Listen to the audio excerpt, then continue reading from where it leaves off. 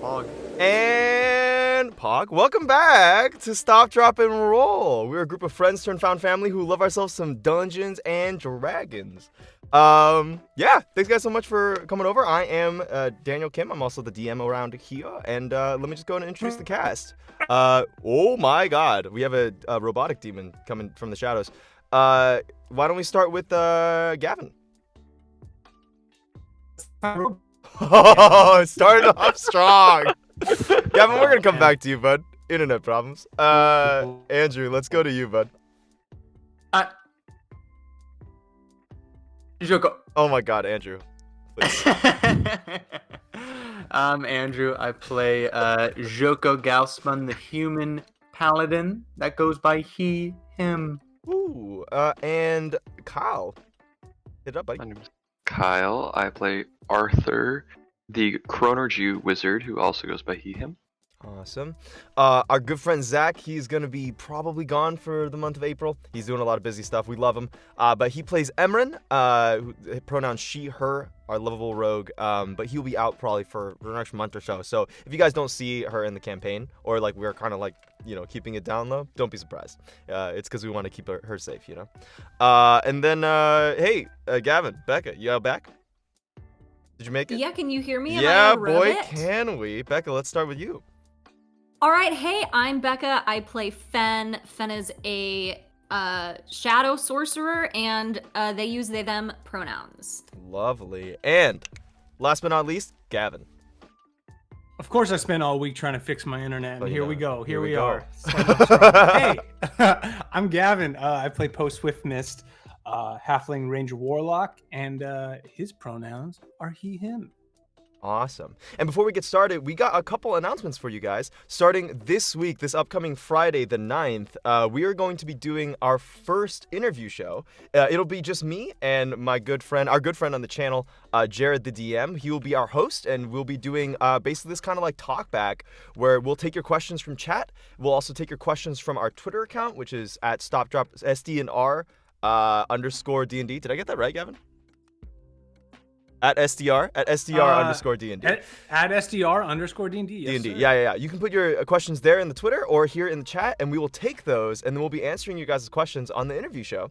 And then Jared will also have questions of his own to ask us about what the campaign was like before we got started on stream, little plot points, character stuff, and you guys might get to have like a couple of insights that we don't get to actually talk about while during the show, like about our thought processes and stuff during the game. It's pretty fun. So hopefully we'll see you guys there. That's this upcoming Friday, April 9th. It's going to be, I think, at 6 p.m. PDT, but don't quote me on that. We'll figure it out. I will announce it, but 6 p.m. PDT for right now. I think that's all of our announcements. We have a Twitter account, I think. That's a new one. Is that it? I think that's it. I think no one's gonna answer my question. All right. So sounds delicious, dude. Sounds with great. that, I'm interested. Thank you, man. I appreciate that. And with that, go ahead and grab a drink, have a seat, and get ready for some hot dice-based storytelling.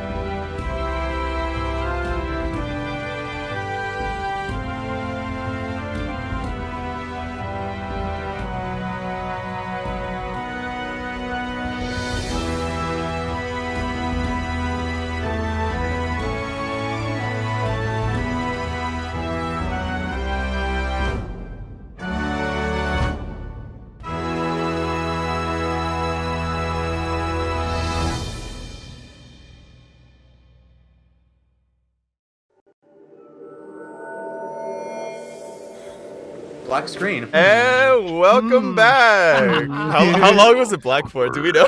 Awkward. Yikes. Too long. We'll edit that in post, right? This will happen before it goes on stream. Totally. This isn't live, right? This isn't live, right? Okay. Anyways, and welcome back. Last we left off, the Grim Troupe, our intrepid band of adventurers, were traveling through the Feywild, and specifically they needed to go and visit the bluffs of Dasheng to meet with the Great Sage. And to do so, they met with a very creepy old hag named Baba Yaga. They entered the old witch's hut, and inside, each of them began to bargain and start to discuss with the old witch as she tempted each of them with little offers of things that they might desire, whether it be information on old family, power to go forward, or any other number of things. But after the troupe came up with a pretty clever idea to disguise a piece of paper that they'd drawn up in the astral plane as something far more meaningful, they decided to trade that to the old witch in exchange for passage to the bluffs of Dasheng, all the way to the summit. Fen was kind of the one leading that charge, and they did so successfully. Baba Yaga took it and decided to accept that passage and danced around in her chicken hut, and then they were all teleported up to the bluffs of Dasheng. But before they did, one person stayed behind, Artie, to talk with the old witch and try and learn a little bit more from her, which he did. But you guys all, boom, boom, boom, came out into the bluffs of Dasheng, and there you kind of waited around expecting to see the Great Sage, but wasn't there until you guys kind of figured out the puzzle of the surroundings and put the carp that you've been carrying into the water, which transformed into the Great Sage, who talked to you all about family and gave you one last test specifically for yourselves, not for acceptance into Sanctuary, as well as a number of other things that you guys might be thinking on. You guys slept on the night feeling pretty safe underneath the Great Sage's watch, and then in the morning, he sent you back to Sanctuary to help with an immediate demon incursion. You guys came back and found Sanctuary under attack by a bunch of demons. You guys went in like super ham, started banishing things, started attacking things, killing the demons, messed them up. Unfortunately, some of the Eladrin were killed in the fight.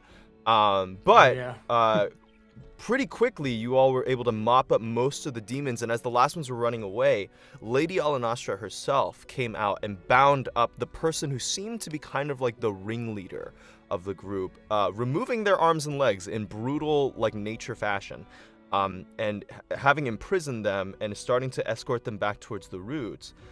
That is where our game picks off today, as you guys are in Sanctuary, having just finished this fight and looking around at the pretty immense damage that at least this initial demon incursion caused. And that's where we pick up our game today. Whew. Oh, God, I'm exhausted. Oh, man. Oh. Escort him back stretch. to the roots, all of you. I want him bound, and I want him questioned.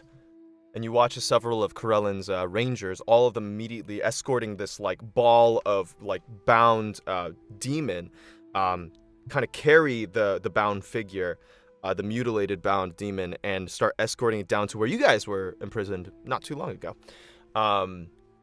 As they march past you, you watch as Captain Solaris comes down, still coughing from being poisoned earlier, and he kind of like strides alongside Lady Alanastra. The two of them, and they begin discussing kind of quietly to themselves. You all able to kind of like glance about and see the state of Sanctuary for yourselves. How many are like wounded? Are there? I assume there's some wounded elves. Yeah, there are. There are a couple of wounded Eladrin. You see the one on the ground that had been swallowed by the Udak, just kind of covered in acid spittle and on the ground. You see another one who seems to have lost his leg from a swipe from one of those flying demon creatures. He's currently like grasping it, and another Eladrin is at his feet trying to help him out. And you see one or two more unconscious civilians around the space. Shit. Hey, Emran, can you help me? I think we can maybe be of some help here. Oh, yeah. Okay, yeah. Come on. Maybe we can just, just see what they need. And I want to take Emran and like just offer help for healing wounded, and maybe throw some cure wounds on there, maybe some medicine checks. Okay, sounds good. How Just many that sort of stuff. how many times would you like to cast cure wounds for some of the wounded? I'll cast it, you know, a big whopping 3 times at first. Can level I- at these points. Can I see before he starts that? Yeah. Can I like you try to could. interrupt him if I see him going to cast it, or I mean, if he's he been casts it going before around I with do it? Emran, so I don't know if you're within like 5 feet. Go ahead and make a Probably not. Go to make a perception check. Okay, cool. Oh my god, I rolled really well. Dirty 20. You do see him going around, starting to heal people. Yeah. Poe. Yeah. Hey, you want to help? I can help, but remember, magic has a distinct effect where we are. Oh, shit. Perhaps we let their healers take care of them.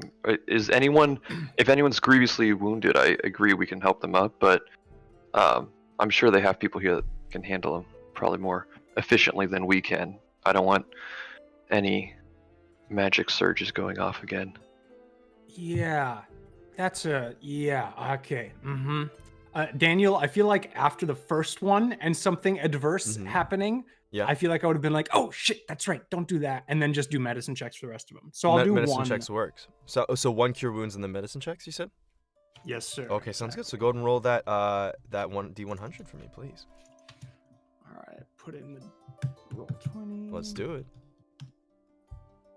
24. 24. Let's see what you get this time. 24. They all died. Ooh. You do let the cure wounds kind of go off. As you do though, you watch as like some of the Feywild energy kind of swirls around your body for a second. And Artie and Emran and everyone else in the vicinity, you watch as Poe's skin turns this vibrant shade of blue. It's like a neon sky blue. Whoa. But the healing does go Whoa. off, and you watch as the person who is underneath you, like their eyes kind of like flicker open.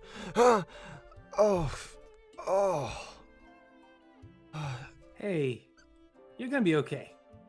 Don't you worry. Yeah, thanks. Oh, my head. Yeah, and you watch they kind of get up, and a couple of the other Eladrin end up tending to them, and they kind of like nod your way and thank you for the help. Hey, Emran, how do I look? How does this? The blue? It's kind of nice, right? I mean, it's kind of. Yeah, kind of like a nice Works. color on you. Yeah. Yeah. Do you like it more or less than what I had? going Well, before? I mean, yeah. It's something different, right? Yeah, it's different. Okay. Okay. Cool. Poe, do you This is know just if a that's phase, like right? a permanent thing? Yeah. Can I look? Is that like a permanent effect on you? You know, I don't know, and I'm not mad about it. I just want to like press digitation, like a little, like portion of his skin, and see if I can change it back. Prestidigitation? Does that? Hold on. No, that can't change color, I don't can think it? it can change color. Just kidding. I just You want to can look try at it. him. There and are see some if I can- sparkles that come out around his skin, making him Perfect. look like Even a little better. glittery. I just want to like take my thumb and just like rub it down, and just be like, is it like come off, or is it? No, a it's not permanent- like face paint. As you drag your finger across, it just looks like his skin, like the actual hue, has turned blue. Hey, Artie, don't worry about it. If this is new, you know, this is probably the smallest change that's happened to me in the last year. So this is great. This is great. Let's keep healing. Your heart's still beating, right? I just want to make sure you're not like. Passing out. That is a trick question, I think. Artie. So I think we're just gonna move on from there. Do I feel a pulse? No, I'm Medicine, joking, make a I'm medicine joking. check. Oh yeah, okay. Yeah, no, I know. Yeah. Wait. So after a little bit of you guys going, oh yeah, Fen, what do you want to do? No, I was just gonna ask, has it been a minute since I had cast banishment? Because Fen is sort of just like still seated concentrating on. Yes, I'll say that those of you who are concentrating on a banishment spell, after the minute passes, it solidifies and it pops out. Great. They're no longer there. Then Fen is gonna kind of stand up. They're up on the platform, sort of like above everybody else right now, and so they're kind of just gonna like look down and survey the scene. And I I want to look and see if anybody is seeming to like regard me differently. Fen is a little bit nervous that they've used like all of this kind of explicit shadow magic around. Yeah, go ahead and these make people. a perception check for me. Ooh, that is not a good roll. 8. 3 plus 5. Ooh, yeah, you're looking around, kind of nervously looking out for any, untoward glances. As you do so, you can see that much of the outer wall of that root structure that usually guards Sanctuary, one of the sides of the roots has been completely splintered open and destroyed. You imagine, like, it looks like as if a battering ram went through, like, a city gate. On top of that, you see, like, a bunch of, like, the trodden down grass, and even the phalites that used to, like, be floating around, some of them have been trodden down onto the earth in the areas where the demons like came and were just kind of trampling and fighting everything. And as you look around, most people are kind of just now coming out of their homes, and you can't quite tell for a moment if anyone has kind of noticed until you see one of Corellan's rangers look at you, start to like give you a wave, and then realize and recognize you, and then immediately turns their head away and marches away as quickly as they can.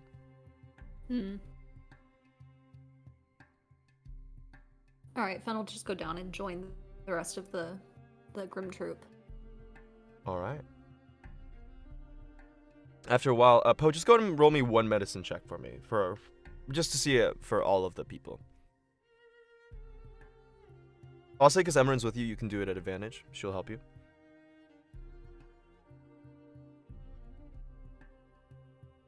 Gavin? You're muted. I think you are muted, my friend. Oh, I am.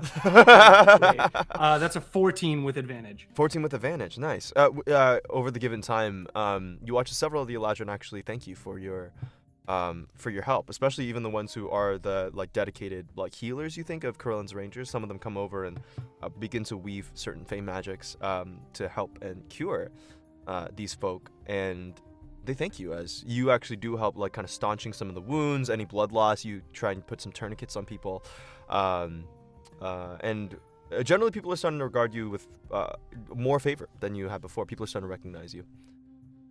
Nice. Just for some flavor, as people sort of regard me in that way more and more, I am very careful not to let any of these elves touch me. Some of them tell you that your skin looks great. Oh, well, thank you. You're glowing. You're glowing. All right. But yeah, as you guys go around for a bit, you watch as Captain Solaris and Lady Alanastra end up. They finish their discussion, and then you watch the two of them look over to you all, now gathered in kind of the central plaza, and they stride over to you. Lady Alanastra gently like gliding across the grass, and then Solaris kind of coming over. Grim Troupe, thank you for helping us and honestly saving many of my troops.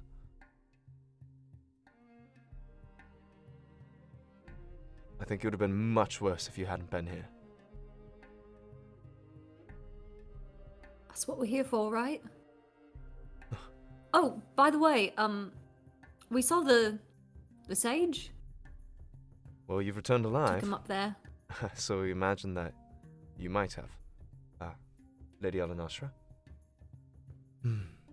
You watch as the very, very tall, elven-looking archfey of Sanctuary kind of looks down at you all. And before, she used to have this like kind of like constant rest in bitch face, for lack of a better word, as she kind of looked at you all with a little bit of disdain.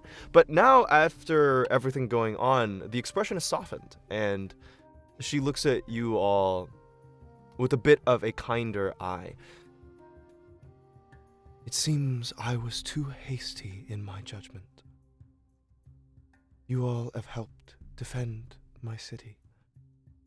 And for that, and for returning from the great sage alive, I seem to owe you quite a debt. Thank you.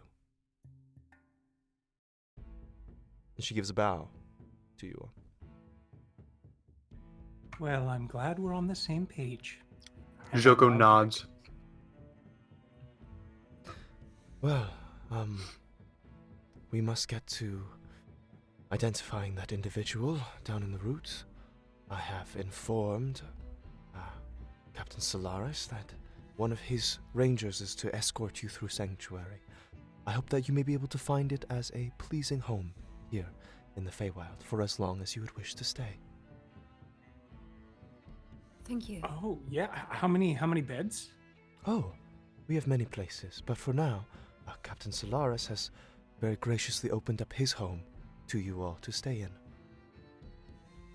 Oh, yeah. Oh, Yeah, well, thank you. I have myself a bit of a family, but I think it would be nice to have some visitors for sure. I was thinking I need to go with Lady Olanostra down and to question the individual, but if you wanted to get some tea later, we could meet by my home. We have some nice things here in the Feywild. Things I'm sure you've never Great. tasted before. That's great. Thanks. All right. Alicia! He calls out, and you watch as one of the Corellan's Rangers comes out and kind of like salutes their captain. All right, if you could escort the Grim Troupe here and just kind of show them everything that there is to offer here in Sanctuary.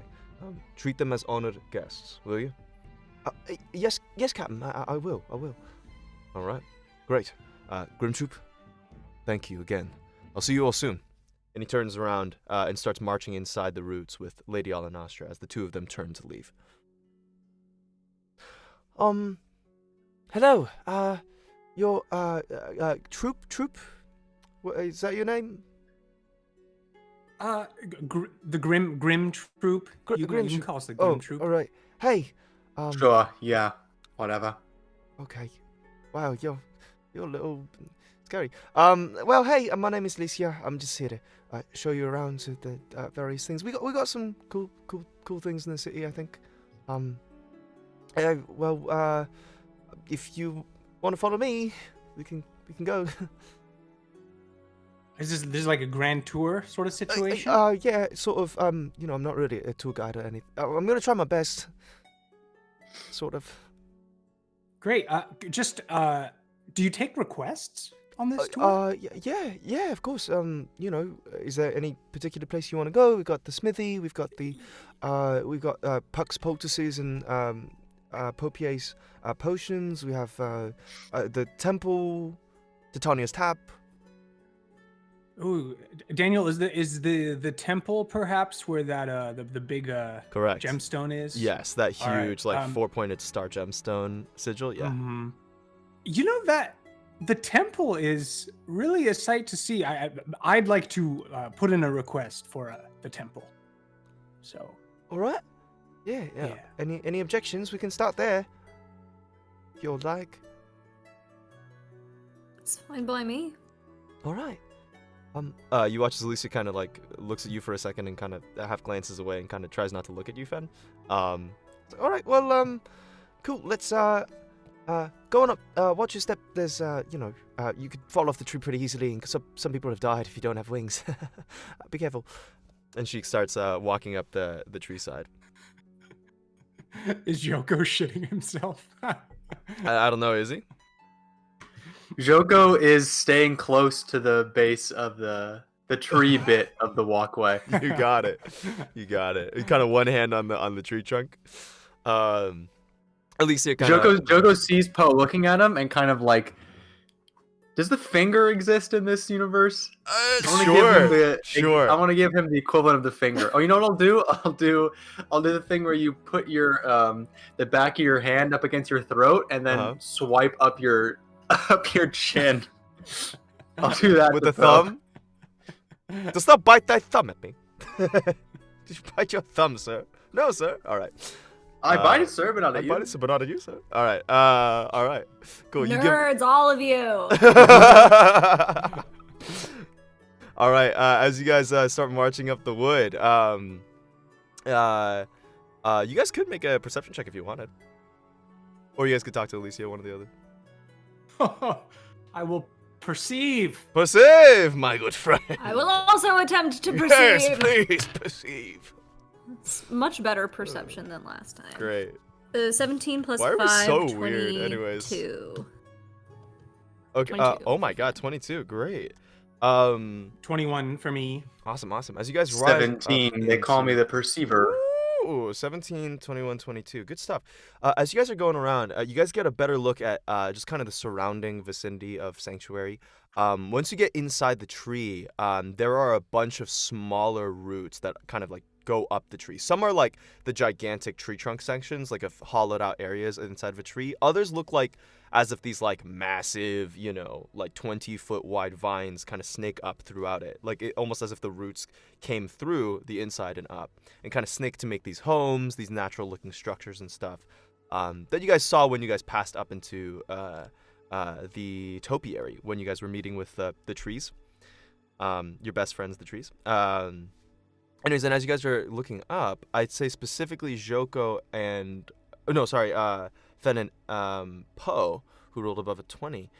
As you guys are looking around, you do notice that there are a bunch of those creatures that you saw before stepping out, not just elves, but the floating small little people with like butterfly wings kind of flitting about in the tree leaves and the branches. And those dryads, those tree folk who would step out of the tree themselves and kind of wave at one another and kind of move down. And you watch as a party of dryad actually all start to move their way. They look like some sort of military force. And they all move their way down towards that root that had been broken. And you watch as in unison all of them start singing that tune that you know, Fen. And you watch as the root that had been broken from the demon incursion knits itself together from their influence and heals itself. Whoa. I'm gonna tap Snow on the shoulder and like point it out to her. Yeah. Whoa. Oh. That's cool. Pretty That's real cool, right? Yeah. This is like our home, right? It's like where people like us came from. Yeah, exactly. Wow. Me more directly, but you know, a long time ago, like your ancestors. Yeah. Could you like teach me how to sing that thing that you're doing? Yeah, I can try. Okay. Let's talk about it. I'll show you tonight, all right? Yeah, when we're going. Okay, yeah. Fen looks pretty happy with herself. Alicia kind of like points out, all right, and this here on our left is the Temple of Krellin. It's established in I don't know exactly when. It was a long time ago. It was the Archheart who is kind of a god and like a father sort of, and a lot of people worship him and pretty cool. Yeah. I'm kind of bad at this. So, I'm sorry. No, you're doing a great job. So Corellin is this arch god you said? The Archheart. Archheart, yeah. It's his name. Okay. You know, like how a couple of the gods have their like monikers. Like another one that a couple of the elves here worship also is Melora, like the Wild Mother. So they call her the Wild Mother, and they call Corellin the Archheart when they want to use their title. And that's kind of our little situation. If you wanted to go in, I think that they're on duty right now. If you wanted to go inside. Yeah, I don't want to hold up your tour though. If you guys want to go ahead, I can just. Oh no, I mean or... inside is probably. I mean, don't people usually want to see the inside of? Well, I mean, yeah. If you don't want to go inside, that's cool. Stuff. Oh yeah, let's go inside. Let's sure, great. Yeah, she looks as confused as you are. She's trying to figure it out. She kind of comes. Great, cool. She kind of like gestures you all inside, and it is this. The Grim Troupe has been inside a couple of cathedrals before, definitely. But this one is very unique in the fact that it is all natural. The very inside of it is this lofted ceiling cathedral. No like stained glass windows or anything, but it's almost as if like the windows were like these gossamer webbings of like a bunch of silk spiders that have been woven together to make these tapestries instead of windows. And inside there's this soft light that kind of pours inside of various different colors, showing these little tapestries of what looks to be this fiery orange haired orange, like golden-haired, like elven-looking figure with a bow, with several different images depicted along the sides. If you guys wanted to look at those closer, you definitely could. And inside, you see there is currently a couple of people who are like singing, and you watch as pulpits are being woven together, and it looks like some sort of like offering is occurring up at the front. Led by this, it looks to be a really young elf. Like, they look like they're maybe Snow's age, but like all white hair, all white eyelashes, pretty interesting. And they seem to be leading kind of the premises. Yeah, I'm gonna investigate those depictions. Sounds good. Just go ahead and make a perception check for me. Just to see how much you get of them. Not hot. 13. 13. Oh, sorry. 14. 14. Okay, cool. Not bad. Yeah. So as you're looking around at the inside of the Temple of Krellin, you notice that there are about 6 different of these large tapestries, each of them containing a story, it looks like. Some sort of story. You kind of fixate on one in particular. There is one where it looks like there is this, the start with Krellin and his bow, and then it kind of moves down, and you watch as there's this great cloud of darkness, as well as this like rift in the earth, and like kind of this purplish, brackish like scene of like, it looks to be a bunch of war, it looks like. There looks to be a number of silhouetted golden figures against a number of silhouetted black figures, Krellin being one of the golden figures. And you watch as the last panel on this tapestry shows Krellin drawing back his bow and his arrow sinking into the eye of this one-eyed god, of this god, who looks to be, has like large tusks and just an imposing, huge, gargantuan figure. And as you watch as his arrow puts out one of his eyes. And that's Lucia? Is that what's your name? Alicia, yeah, that's me. Alicia, yeah. Who's this this tusked individual here? That is one of the enemies of Krellin. That's Grimsh, I believe. He was I think generally the father of the orcs. Not that there's any blood between ourselves and orc. I think most people are pretty okay to make sure that this stays a story, but in older generations, yeah, there was a big feud between the two of our peoples. Yeah. How did this feud end? Well, he shot him in the eye, and then a bunch of things happened, and then there was like this, like, I don't know. There's some like kingdom that was happening that was like real bad, and the gods weren't too happy about it, and so yeah, they had like a bunch of these fights all around the world. Okay, I think I'm like sensing what they're putting down, but yeah, thank you. Yeah, this is great. Anyone else want to see anything? I'm kind of monopolizing the tour over here, but anyone? There's some like there's I smell some interesting stuff, Emran. Maybe some incense. I was really trying to carry. I'm really reaching. Really reaching. Emran is like really just like, I don't know if she's watering at the mouth to like eat these tapestries. I think she's like. LOL.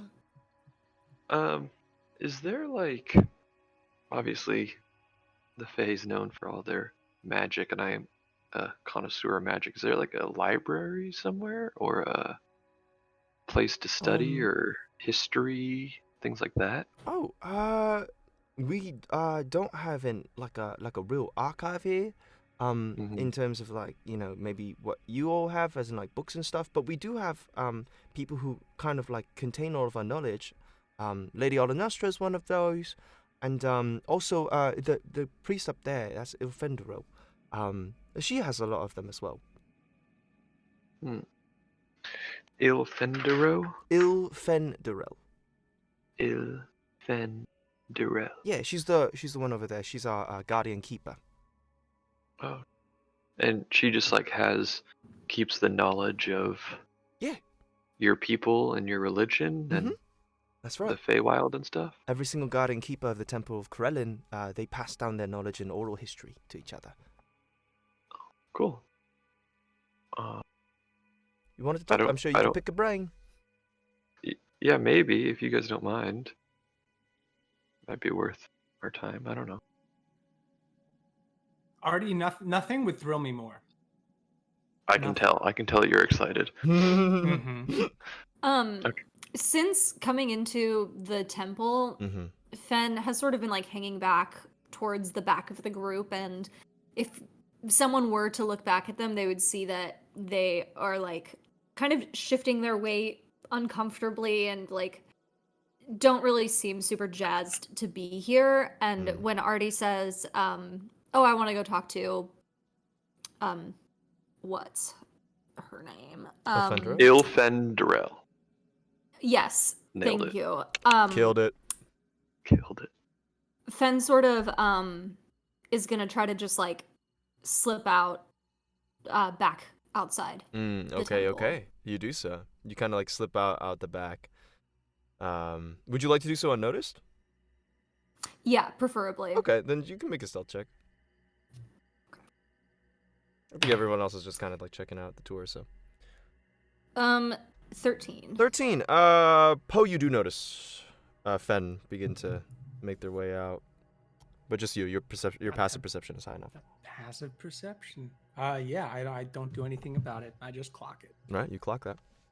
You clock her? Boom! Slam her in the face. Yeah. Slam them in the face. I run and the jump kicker. Jump kick them right in the face. All right. Yeah. Yeah.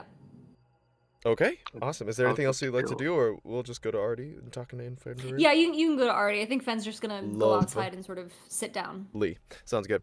The procedure of what seems to be this offering ends. You watch as they are like kind of like singing over this bowl, and you watch this like single like what looks to be like this like flower that blooms into this four-pointed, almost like star-like flower, blooms in the center, and then you watch as they take it and they slowly like start to smolder the base as they like crush it. Into a powder, and then you watch as it becomes like this incense offering up to the center of the temple. It's quite nice, and it smells quite good. And after a little bit of that, the proceeds, they start to like go off on their own. People start to like kind of like filter out and talk with amongst each other, and you see Fendarel herself kind of comes down. She's pretty short actually. She's maybe only about 1.5 feet taller than like Poe and Emran, and she kind of comes up like eyelids like kind of like half droopy, kind of like slightly hunching over. Her robe's actually slightly big, so they kind of cover her hands, so it kind of looks like she has these like I don't know, like robe paws. And then she's just kind of like waddles up. Oh, hello. You're our new visitors, aren't you? Oh, yes. We are. You've heard of us already? I could tell that you came in from the back. It was pretty funny because you all smelled slightly different than most of the elven folk here. Artie, we're just gonna smell real quick himself. Does he smell bad? You guys probably haven't taken a shower in a couple days. So that's a yeah. Probably not. Yeah. Okay. Oh, I apologize, and I'll cast a prestidigitation just to make myself smell better. Oh, that's fine. You smell kind of funny, but it's kind of nice. Oh, I'm glad. Yeah. You're Ilfendarel? Hey, that's me. Oh, nice to meet you. My name's Artie. Oh, Artie. She extends her little like hand, but it's also like the robe, and it kind of like all slops over, like with a little like hand out. She's like kind of weirdly childish. Artie will do a quick like run through in the back of his mind about elven culture, and is he supposed to shake or bow or kiss? Like, what does he think is man. the Make a history appropriate... check for me, dude. Make a history check. Okay. You got this. Definitely kiss. I know this for a fact. You know this for a fact? Wow, I rolled a 3, but that's a 13. Oh man, you think it's it's a 3 that's a 13? Jesus. All right. Yeah. You know a little bit from the elven cultures that are on the surface. They seem to be if it's like a little more formal, then a kiss is usually expected, but they also have adopted more human customs for like handshaking and stuff on the material plane. Since She seems kind of casual. I'll just give a nice two-handed shake where I'll like lightly cover the other hand. Little. Yeah, she kind of like goes, she's like, ooh, oh, this is new. Oh, this is kind of fun. You watch as she kind of like shakes your hand over and over and over and over again. Does she seem to be under the influence of anything? You can make an insight check if you want. Can She I? seems a little fun and kind of like a little loopy. Yeah. But yeah. God damn it! I rolled a 3 again. You don't know. So, Maybe she's yeah. drunk. Maybe that's the kind of temple they run here. You don't know. I like it. And then this is everyone, and I'll like turn around and kind of like point to everyone. He kind of gives a wave. Snow gives away. Hi. Oh God. And you're the keeper here, is that correct? I am. I'm the guardian keeper. Yeah. I was just wondering if I could pick your brain real quick. I had a couple questions. Oh. Yeah. So I'm not obviously native to this plane. Nope. And You're too small for that. Gives you a little pat. Yeah, as I said, I'm not native to this plane. Yep. And You're too small for that. Gives you another pat. Okay. Artie, are you gonna take that? Shut up, Po. Taller than you. And Joko smiles. When I cast some spells, like some weird things happen. Is that the way I'm casting them, or is that just because the magic's not from the same plane? I'm just curious. Does that happen to you guys as well when you cast spells, or is that just? Well, that happens for people who aren't native to our plane. Yeah.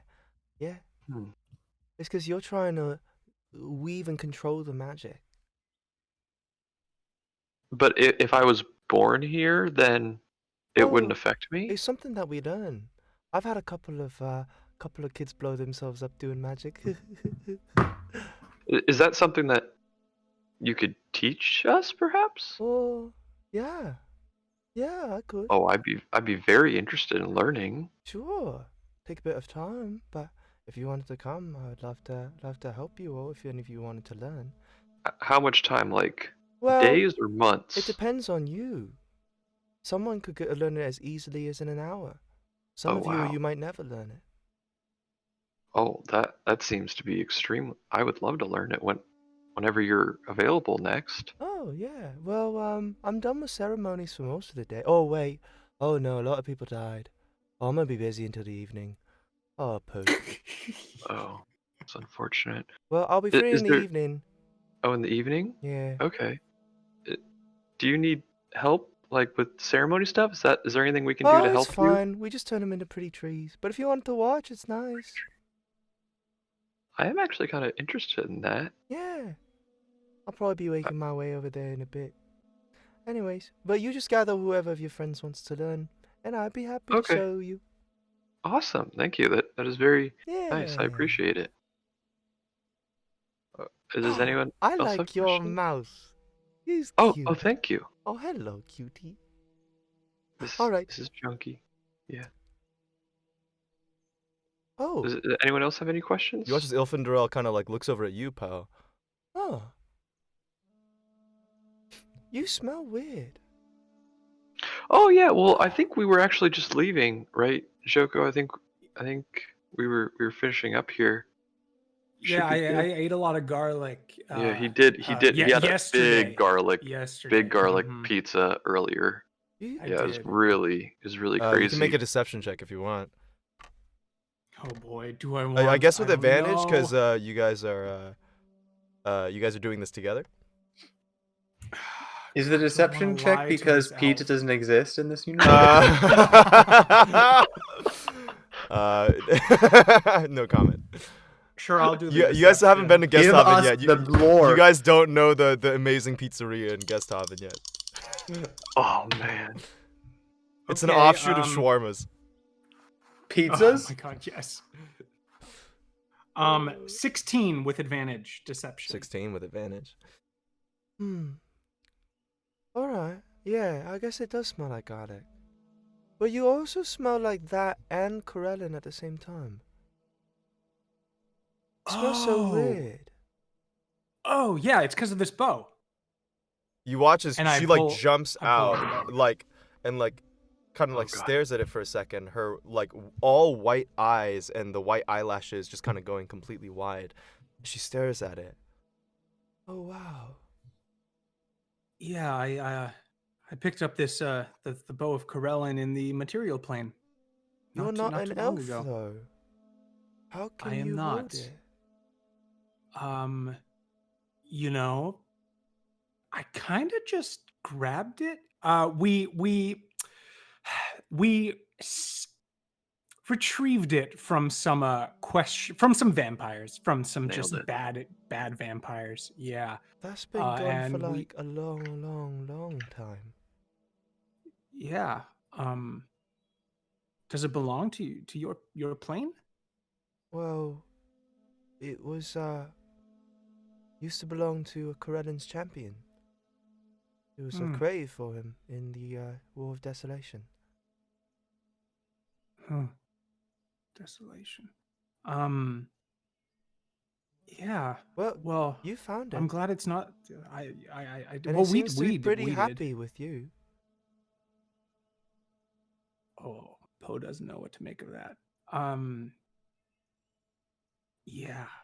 Well, we found it, all of us together. Oh, great. And I'm holding it for now because you know I am pretty good with it. But yeah. Okay. It doesn't look as radiant as it used to in the stories. Sorry? He's not that good with. Yeah. What do you mean? I mean, She thinks to herself. I'm only level 13, so. Oh my god. I'm gonna freaking roll psychic damage, dude. What do you mean? Is happy?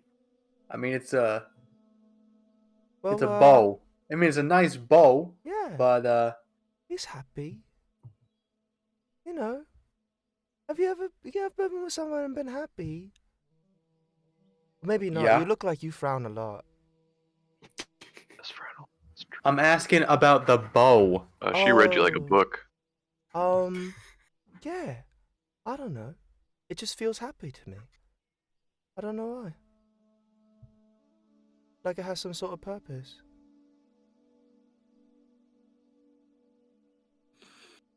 All right, that was helpful.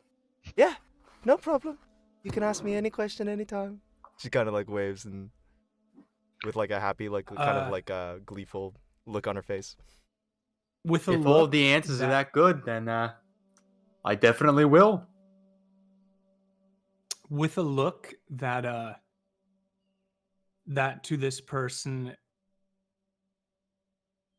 I look at this person like what they just said has more importance to me than they could ever know, and I say, "Thank you."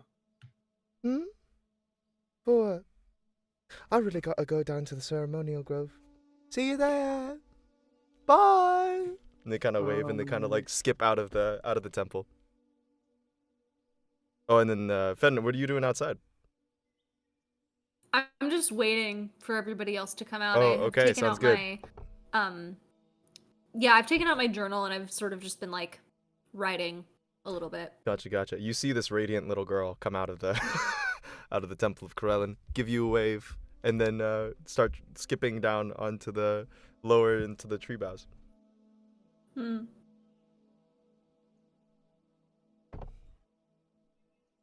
Snow kind of peeks her head out. Wow, I really liked her. I want to be friends. That's true. I did. She's really cute. I think she's very nice. Yeah. Yeah. So, Alicia, where to next? Oh, yeah, sorry. She was, you watched, she was actually sitting down on a pew and praying, and she kind of snaps out of it and comes out. Oh, yeah, sorry.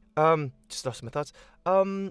Yeah, so, we can go to, do you want to see, a place where people gather for drinks and stuff? Do you want to see, a smithy and maybe some magical tool stuff? Or do you want to see, I don't know if I have permission, but maybe you can all see the Council of Elder Trees if you want, or there's a couple of other things. There's a potion maker. Potion maker. Yeah. They have a couple That'd be of interesting. things. Yeah. I wouldn't Those mind a seem- drink. Okay, so we have a drink, and where's that the smithy? oh yeah, Smithy's down below, right around the roots. Delinaris, they're real good. We could go see them if they're busy right now. Maybe they wouldn't be too happy. Great. And Joko's gonna start walking off. Oh, all right. Well, but it's gonna be down two roots and then to the left, and then you want to make sure it's opposite the barrack. Okay, good luck. What? Wow, he goes fast. Yeah, he does. He does. Mhm. He just kind of You get does his own used to it. thing. You can't really stop Yeah. him. It's You're my doing first great, by the impression. way. Oh, You're thanks. doing this is an Yeah. excellent tour. I It's appreciate it. been, I appreciate it. Yeah, it's just first time, and got other things on the brain. Anyways, we wanted to go get a drink, yeah? Yeah, I think that sounds good. Okay, sounds good. We're gonna go through the residential districts, and we'll get to Titania's Tap. This way. She kind of like leads you all around and starts kind of like showing you through the residential districts of the city.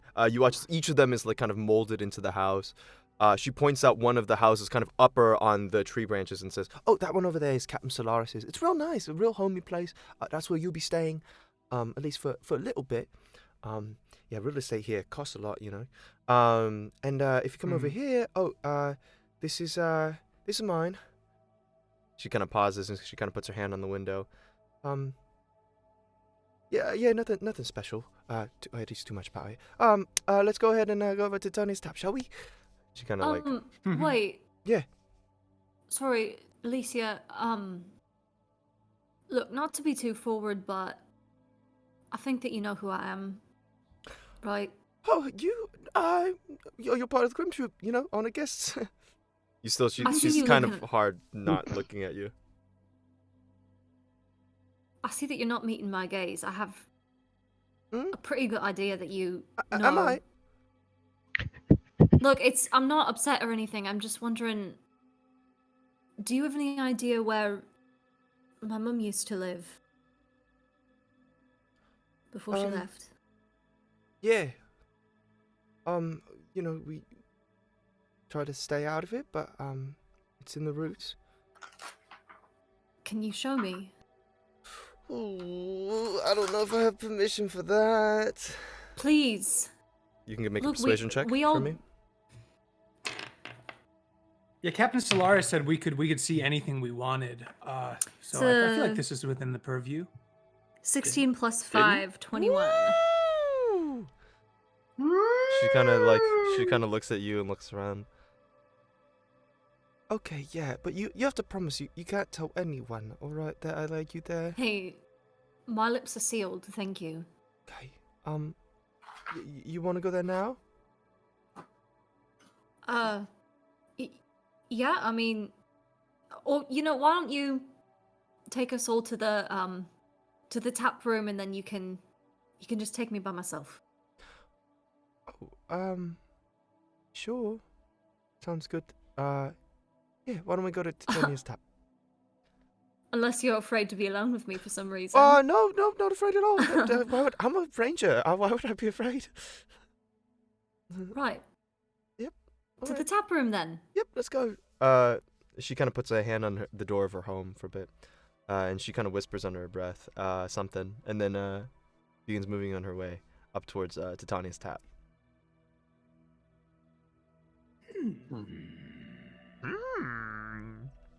Can Alright. I make a note of what door? Yes, you So I can. try to remember. Yes, you can. If If someone wanted to want. try and hear what she whispered, you guys could also try and do that. I would Ooh. like to do that. Can I also see if it? I might not be able to get the specific words because I'm not like super perceptive, but Sure. I want to see if there was any like arcane flair to it. If that makes Oh, sense. yeah, sounds good. You can make an Arcana check, Artie, and whoever wants to make a perception check can. 18. 18. So no magic. No magic was involved in that. Just something. Anybody do the perception check? I will. Okay.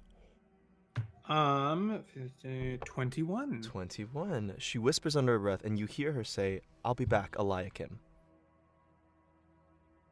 I'll be back. And then what was that? Sorry. Eliakim. Eliakim.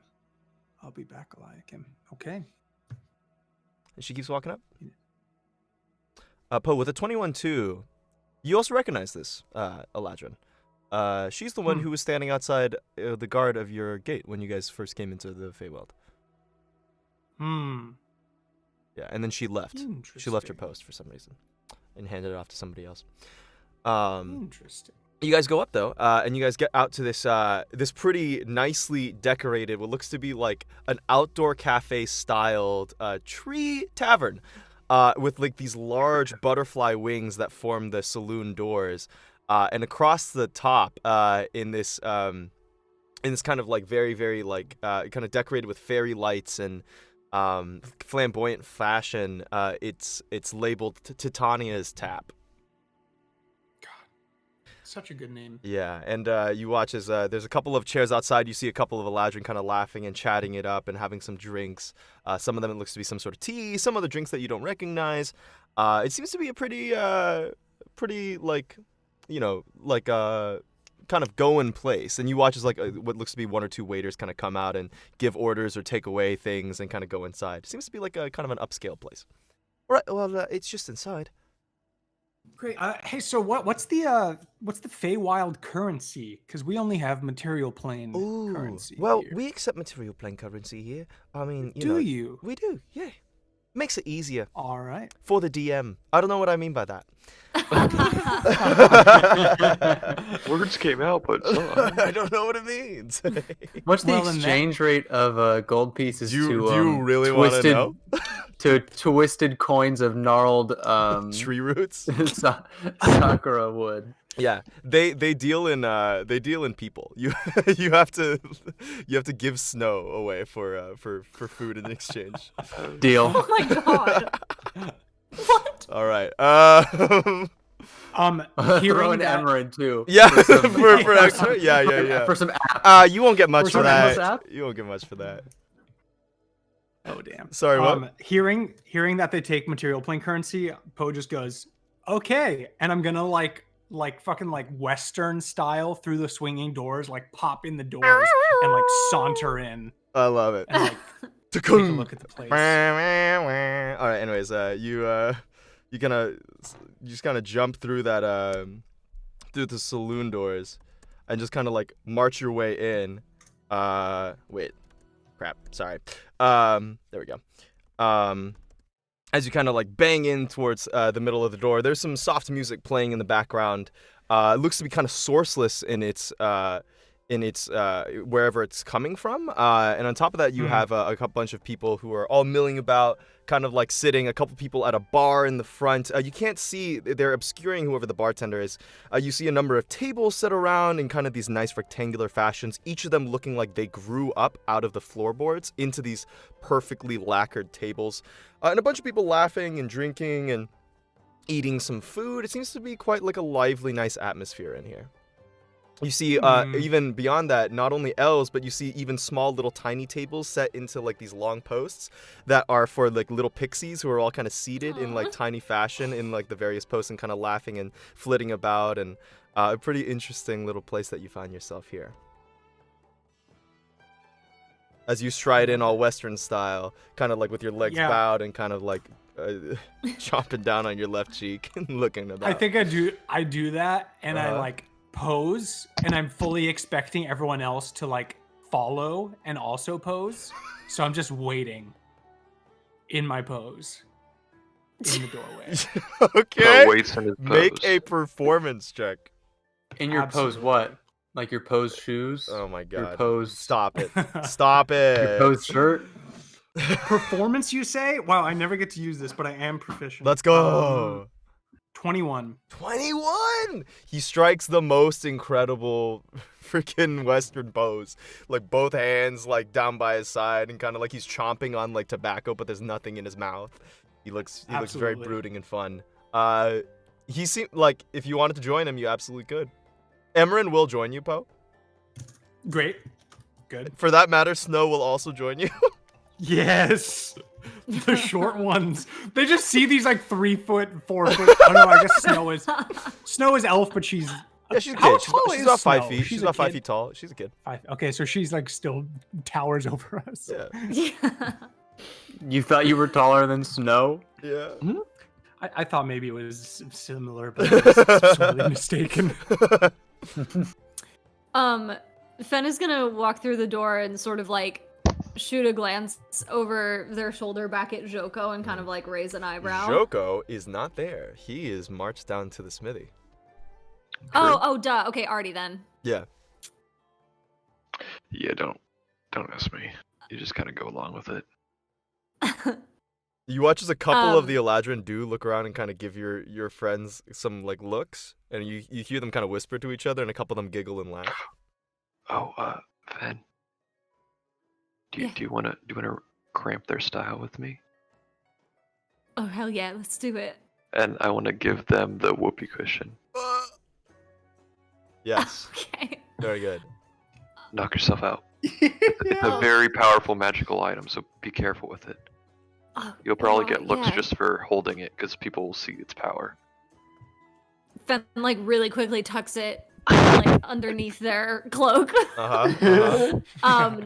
And walks past this sort of group of posed people tableau, this tableau, if you will, and they'll sort of clap Poe on the shoulder and walk past them up to the bar.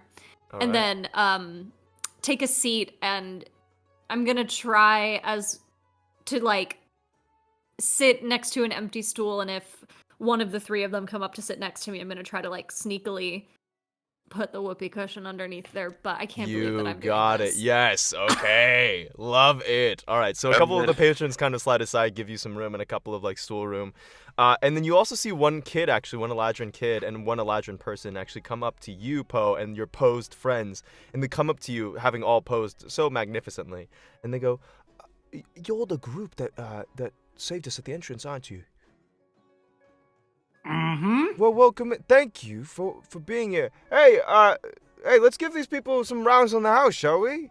You hear a couple of people kind of notice and be like, "Oh, yeah!" And so a couple of them get really excited. They kind of clap you on the back, and they lead you over to the store and say, "Hey, just put it in my name, and then just let them know, and I'll take care of the tab." Oh, that's great. Well, what is your name? Me? It's Teferel. Teferel. Teferel. All right, Teferel. Smack him on the shoulder too. Let's celebrate Dad, a party. no one calls you that. Everyone calls you Teffy.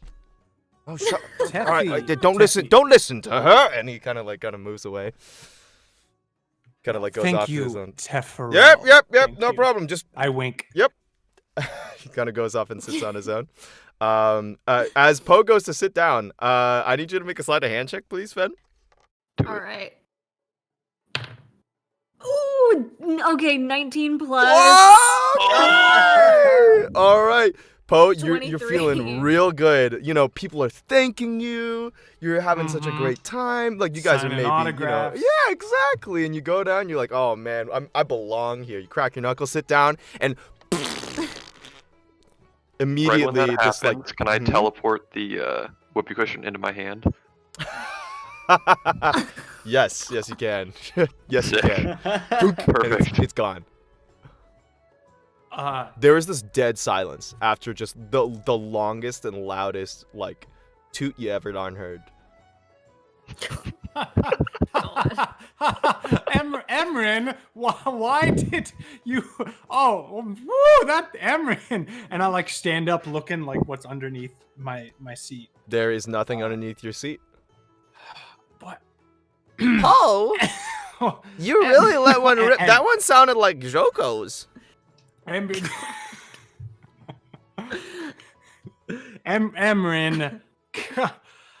God. So here we got drinks coming. You watch as the patrons to your immediate right and left scoot their chairs as far away as they can. No! Oh, the creaky bench, and I like push it to see if it makes a creaking sound. Did I hear that we have a couple of patrons? Wow.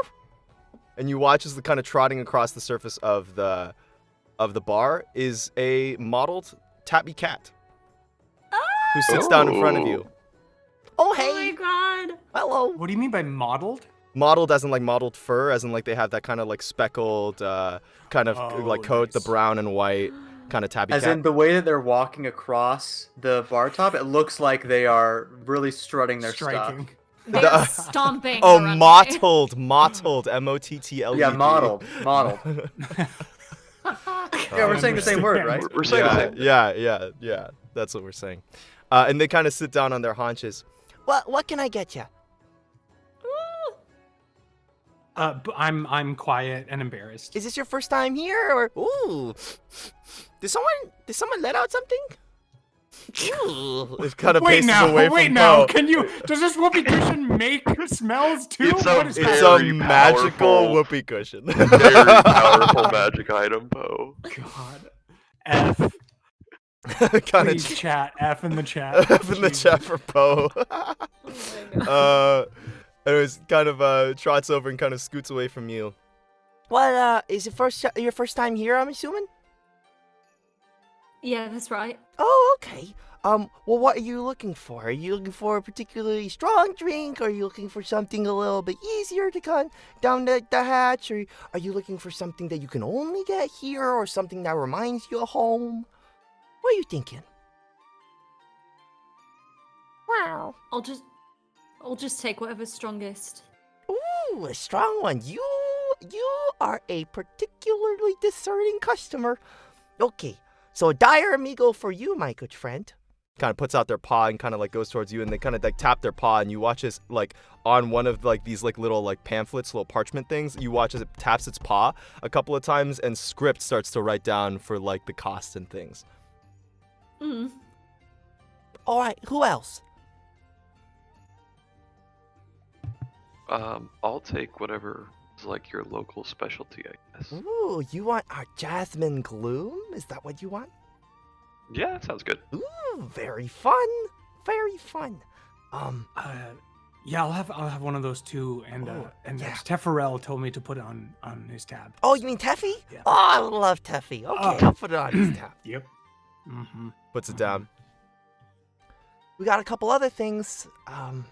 By the way, the Jasmine Gloom, it goes down a little hard, but once you have it for a bit, it kind of gives you a nice little surge afterwards. Trust me, you'll like it if you have it. Snow like starts to try it and order a drink. Are you guys gonna let her? I am. Oh, Yeah. hell yeah. She's like, I want the same one that Fen is getting. No. Sorry. No, you won't like it. What It's do you gonna taste. mean? It's gonna. You can try some of mine, but trust me. And then Fen will turn to the cat and sort of Fen will send like a message cantrip to the cat. And say, all right, I'm gonna ask for something, but just give her something light. Oh. You hear the message back. Oh yeah, continue. And then out loud, Fenn's gonna say, for Snow, why don't you give her sort of whatever you would give to, like, a really experienced adventurer, you know? Something good. A real strong warrior type, yeah? Right, yeah. I can do that, yeah. Alright, I'll get you the best that we can get you. Does that kind sound of like good, nods. Snow? Great. Alright, so that's gonna be a Dire Amigo for you, and an Oak Paw for the little lady, and then Jasmine Glooms, 2 of them. Emran will get whatever she gets. Alright. And all that is going on Teffy's tab.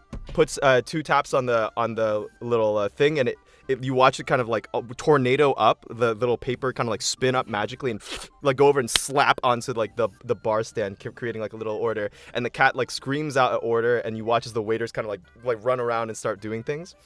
And the cat starts like running over to each of the taps and starts like dancing on each of the with its paws, and you watch as like different liquids are getting poured out. It kind of like is using its mouth to like measure shot glasses and stuff. It's adorable. It's a great sight. It's awesome. As you watch this cat making your drinks. And after a little bit, she puts... sorry, I am mistaken. She puts the Oak Paw in front of you, Fen. Puts the Dire Amigo in front of... puts the Plumbist in front of... Snow, and then the 2 Jasmine Glooms to you guys. Yeah, so you watch as you get this amber, like, almost looking like like this amber, like kind of fiery liquid in yours. It's kind of like slowly, almost like there's a couple of like bubbles that rise to the surface for you, Fen, for yours. In Snows, you watch that there is it's this lavender liquid that kind of looks like a little bit milky, you know, kind of like a boba tea basically, with this like frothy, milky layer on top. Looks pretty delicious. And very kid-friendly. And then for you two, for Artie and for Poe, you have this bubbly, like, glass with this, like, it looks to be this kind of, like, light, like, blue liquid with this dark blue swirling tornado of liquid inside. Looks pretty awesome. Oh, man. Cool. All right. Down the hatch. Boom. Love it? I chug Or my let's- gloom. Okay, you chug your gloom. All right, so I need... I don't chug mine. I just sip You sip gracefully it. throughout the It's night. the first thing that you get is that kind of bubbly kind of sensation, kind of as it kind of gets on your tongue. It's a little sour and it kind of burns on the initial taste, but it starts to warm out and flatten out into this really nice, like, kind of mild and caramelly flavor towards the end. I need you both to make Constitution saving throws for me, please, Sounds as you good. guys drink your alcohol. 18. Nice. 19. Nice. Okay. So you both take first on drinking it. You take 1 point of acid damage as you guys Ooh. kind of go immediately down the hatch as it burns and you're like, I'll but take Ooh. as it kind of warms out and flattens out, you gain 5 HP afterwards as it flattens out and gives this really nice, like, kind of warm sensation across your tongue and across, like, kind of your upper chest. And it kind of gives you this really nice, settled in, like, the kind of feeling that you get after drinking, like, a very good glass of whiskey. It's very nice. Ooh, nice. I like It's it. like a massage. It hurts a little bit, but you feel so Mhm. good. Exactly. Hmm. Exactly. All right. Nice. All right. Fen is gonna just like down their drink in Okay. as little as like ideally in like one drink, but just truly One like, shot. not Okay. stopping. Make a Constitution saving throw for me, please. Constitution, math, 12. 12. Okay. You, as it comes down, you feel the fire just kind of like in your throat, and you stifle the urge to cough as it kind of goes down the hatch and it burns all the way down. But then as soon as it does, you feel this like kind of like really warm like sensation, the same sensation that you get like when you hit your summer form, and you feel like kind of like warm and flushed all over. As you guys look over, Fen's face definitely is a little flushed and a little bit poofy, but you feel really great. You have advantage on saving throws against fear or frightening for the next hour, but you also have Great. disadvantage on charisma checks for the same hour. Ooh. Cool. As you when you open your mouth, if you do, your speech is gonna be a little slurred. All right. Fen, is the cat still sitting around on the bar? Absolutely, they're making other drinks. They're kind of dancing around, like choosing different things. It grabs like a glass with its tail and sets it down, and like kind of opens up bottles, like putting 2 paws on the top and then using its like little like teeth to like screw open the cork and pop it up. It's very cute. Aw. Fen is gonna look down the bar at the cat and say, "Oi, can I get another one of these?" Yeah, I can get you another one of those for sure. That one was an oak paw? Okay. And they kind of go around and they start making a couple other things. And they, after a while, they slide it with their tail down the bar towards you. Great. Same thing. Slamming it down. Teffy, you better be good for all of these. That's a lot of drinks. Cool. And then Snow is gonna drink hers, the milky one. As she's like is downing it, you watch that she kind of gets this like milk mustache on the top of her like lip. And she has to make a. You can do it. Okay, that's pretty good. That's pretty good. She feels pretty good, and she's like, oh. You watch as she kind of like gets like she also gets real flushed. Like you could watch her like kind of blushing from her cheeks, and she immediately starts like kind of smiling and kind of like wagging back and forth on the chair. And you watch as she almost like falls off the chair and then kind of like pulls herself back on it again. I love love her. Daniel, just for us, what is in it? Like, does this have alcohol in it? Yes. It does. It does. It's We are great. Yeah. It's I think a toddy is a drink with milk in it, right? Mm-hmm. A hot toddy, Yeah, it's whiskey very similar to a hot Whiskey toddy. and Or tea. White Russian. Sorry, White Russian. Yeah. It's similar to Yeah, Yeah, hot hot toddy toddy is the hot tea. water. It's the hot water and tea. Yeah, you're right. The way that I've like imagined it is it's basically like if a boba tea was like had alcohol in it, and that's kind of what like it a White Russian, maybe. or something. Basically, yeah. Nice. Do I need to make another saving throw for the second drink? Yes, you do. if you're gonna down that one. Yeah, same thing. Like Okay. truly, one fell swoop down the hatch. Sounds good. I need you to make a Constitution saving throw for me, please. Once more. Cool, and that's at disadvantage, right? You're not drunk yet. Oh, okay. Oh, disadvantage on charisma. Okay. Disadvantage on charisma. checks. 7, 12. 12. You are now drunk. Okay. You're now drunk, but you're feeling great. You could take on the world. No one can hurt you. You could step out and friggin' kill all the demons now, and you'd be great. True. That's just a fact. Awesome. Feel awesome. I want to get on Fenn's level. Can I get another Ooh. Jasmine Gloom, please? Oh yeah, of course. Barkeep? Well, none of you have had the Dire Amigo. If you want to try that, What's that? it's a really fun one. If you'll get like Oh these God, little it's just like me. sparks all around. Go, come back. It's pretty good. It makes you be able to do some. You can see things pretty well if it gives some clarity to your system. Yeah, that's great. I want that one too. Okay. I'll have one of those. I'll have one of Ooh, those. two yeah. of them. Okay, Snow's like, I Artie? would also love one of them, please. No, Snow. You I don't would- need to have Boom, it. and she falls off of the stool and hits the Oh my ground. god.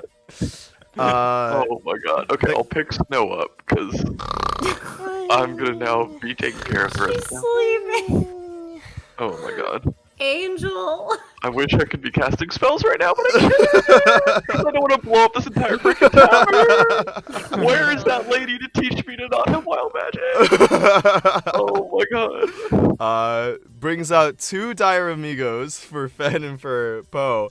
These ones look like almost completely clear throughout the bottom like 2/3, but the top third has this like almost like this jade liquid at the top, and it kind of like it has this like like ombre effect that goes from top to bottom as it fades down into the clear liquid. Fenn? And Yeah. I like raise the glass to sort of like cheers them. Fen raises their glass. What are we cheersing to? We're cheersing to no demons. Right. Demons bad. Yep. And not dying tomorrow, I think. That is a really good toast. Yep. Are they crying? Cheers. a little bit. Poe and Fen are bonding. Oh man, if Joko, man, your friends have been gone for a little while, huh? Anyways, all right, I need you both to make Constitution saving throws for me, please. Fen, I believe it's a disadvantage because you are drunk. All right. Wait, no, sorry, that's only ability checks. You, when you're drunk, you have a disadvantage on ability checks, so it's not saving throws though. So con save. Oh, okay. Oh, well, that's a great roll. Oh. Constitution. Yes. 17 plus 7. Oh my so, like, god. 24. You're feeling great. Let me do this. Okay, as you're kind of like going around, what languages do you speak, Fen?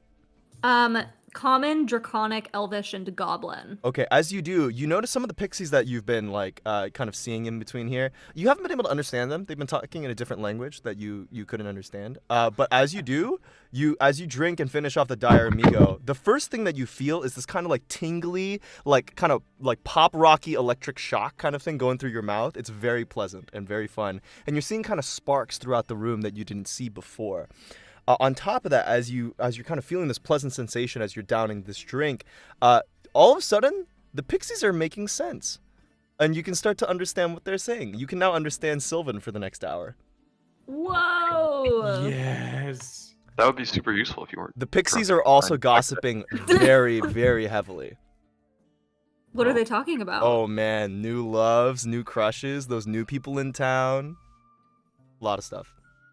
Are they saying anything about me? You go to make a perception check at a disadvantage. You're drunk, girl. Okay, 11. Oh, okay. Plus. I should know this by now. 16. Dirty Ooh, 16. not bad. Filthy even 16. Filthy 16. Disgusting. Even as bad as as you're trying to focus with all the noise going around, as it's becoming a wash of noise, you're able to pick out some of the pixies kind of like talking, and as they do, they're like, Oh my gosh, did you know that just before the attack, they were sleeping together? No way. They came out without their clothes on and they were trying to fight the demon invasion? Oh my god, that's such a scandal. as they're kind of like gossiping about. They don't seem to be talking about you, but they do seem to be talking about some of the other Eladrin. That's funny. I got exactly the roll I wanted, and it's a 7 plus 0, so 7. Oh, buddy, I need you to roll a D100. Oh, Yeah. Oh, 9. 9, huh? Lay it on me. I need you to pick. I need you to pick someone. I need you to pick I'm someone. carrying snow right I now. need you to pick. I You need you can to pick pick me. someone, Poe. Who I feel like I vaguely remember that Artie's the one who owns the whoopee cushion, so I pick Artie. You pick Artie. As you down it down the hatch, Poe, and you drink it, you feel the sparks in your eyes and the electricity, and it's starting to get a little bit like a little bit too like staticky, and it's starting to get a little unpleasant, and you're starting to feel like like I might have to open up my mouth and like burp or something, and you open up your mouth and burp, and you watch as like the lightning that ejects out of your mouth turns into these 4 darts that all start careening towards you, Artie. Oh my god. Are they magical? It's or magic are they- missile. Oh my god. Can I do like? My natural instinct is to shield, but Yes. I don't know if I remember about the whole like like I don't know what takes over, my reaction to shield or my knowledge that I shouldn't be casting a spell on them. Does that Boy, make sense? boy, that's up to you. You can roll you can flip a coin if you want, and you can make I'll flip a one coin. side heads, I'll one side tails, and then go for I it. will flip a coin. Yeah. Okay. Fails I never fail.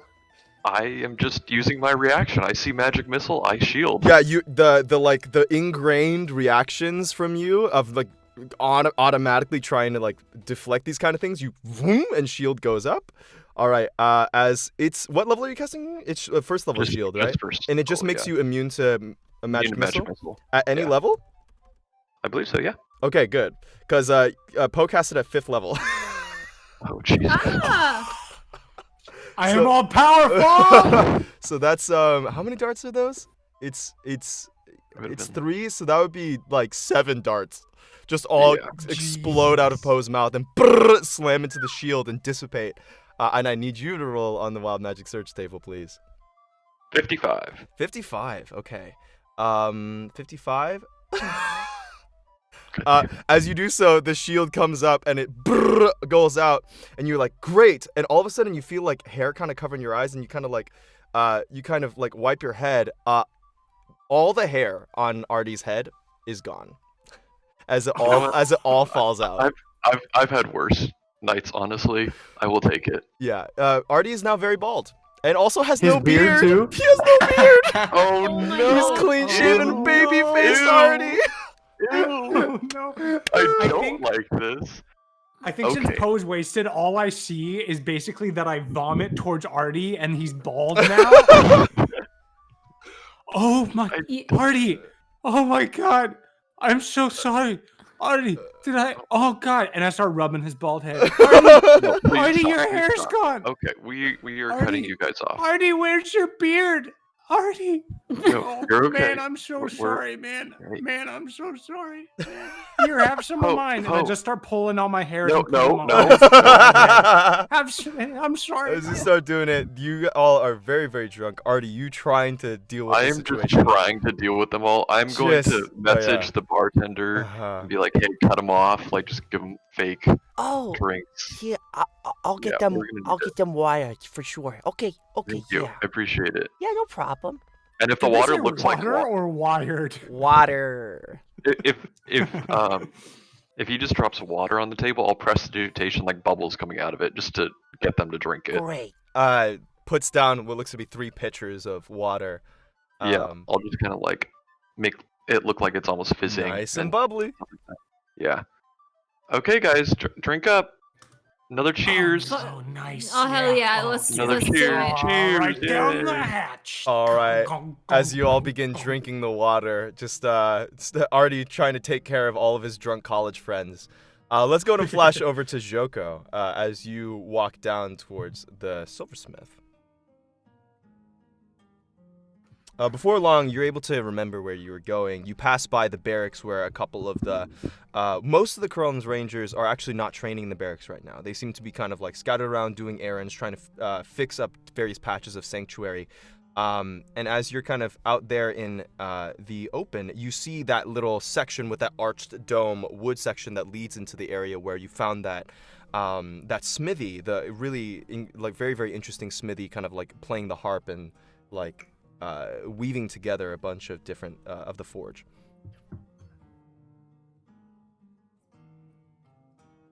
Is there like a door? It's an open air. It's an open air door. There's not like a door that you have to go into. You can feel the heat from inside already. Then I walk in. And you walk in. You do so, and you see that currently you don't hear the music from inside. Instead, you see like there on what seems to be like a pack of like sacks of either like iron powder or something like there is Delinaris, their figure, that non-binary friend who was the one who helped you guys get the cart ball, just currently curled up and sleeping on the side of the sack.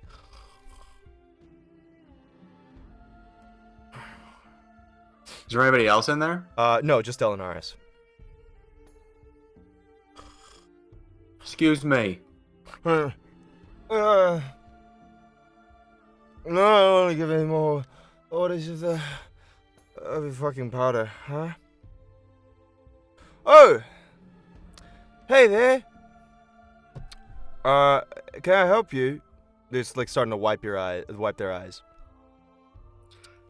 Yeah, I got some stuff I'd like you to take a look at. Oh, sure. I mean, kind of off hours right now, but I'd be more than happy to do that while I'm, not playing. What do you want me to take a look at? They're kind of like wiping their eyes and they kind of take their, they like start walking over to their tinker's tools and they start like pulling out the kit and putting it on a small little stone table that's to the side and sits down at a little stone stool. What do you need? Joko will walk over toward them and draw the black blade and kind of hold it by one edge of the blade and the handle and then like hand it to them. They all of a sudden, like all the like sleep kind of leaves their eyes and immediately they kind of like lock into this work mode, delicately grab the blade and put it down. What can you tell me about this? Well, let's see. It's a beautiful make. Give me one moment. And you watch as they pull out a couple of the strands that they were using for the harp and lay them across the surface of the blade. And they begin casting a spell as well as kind of like measuring out the various portions of the blade and its make. As it does so, after about a minute, they look up to you and put away their measuring materials and set it to the side. You've got yourself a good blade here. Really good make.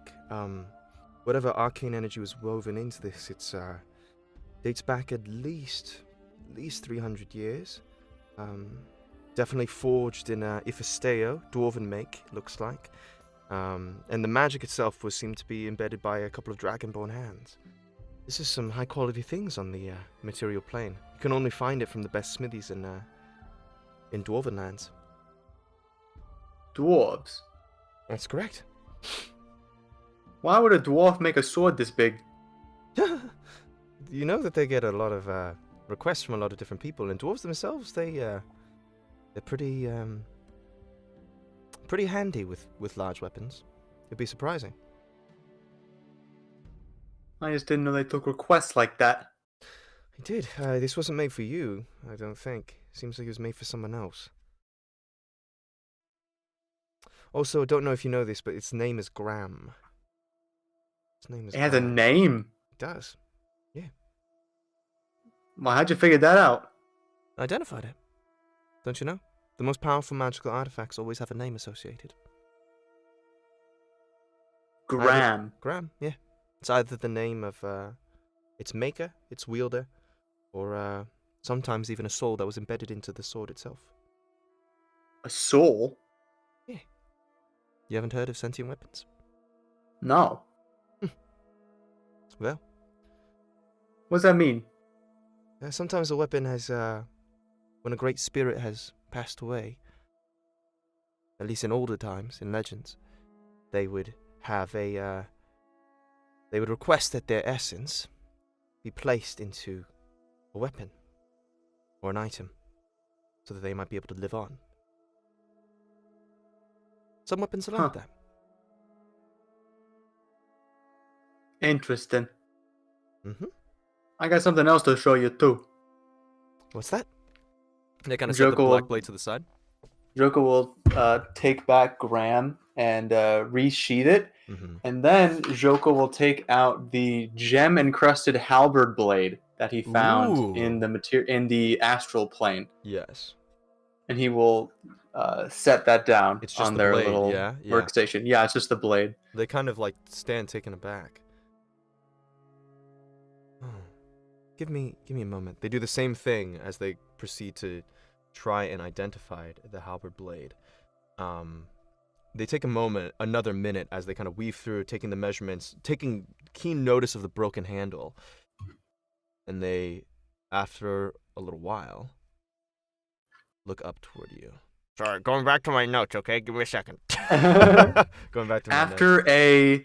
After a brief while, this while's a bit brief. Hold on. There we go. Okay.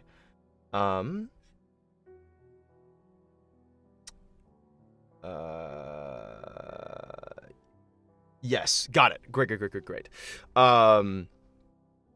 As they look at it and they kind of like look up towards you, where did you get this, friend? On the astral plane. Wouldn't recommend it. Right. I've heard of it. Never been there. This is a piece of a remnant of desolation. Oh, really? It is not complete. I mean, it's clearly its shaft is completely broken off. But I detect... Yeah, you can just put a new one on though, yeah? Yeah, could. I can detect pretty strong magic off of this one. I could weave together a shaft, but it would take some time. This one got a name? I only have a part of the name because it's broken. The syllables that I'm seeing from it is Aried, but that's incomplete. Aried. It's part of its name, not the full. And on top of that, I feel something inside of this. What do you mean something? It's you remember what I just told you about souls, or an essence of a warrior being embedded into a weapon? Yeah. This is an example of that. It's dormant because it's broken, but even I can feel it.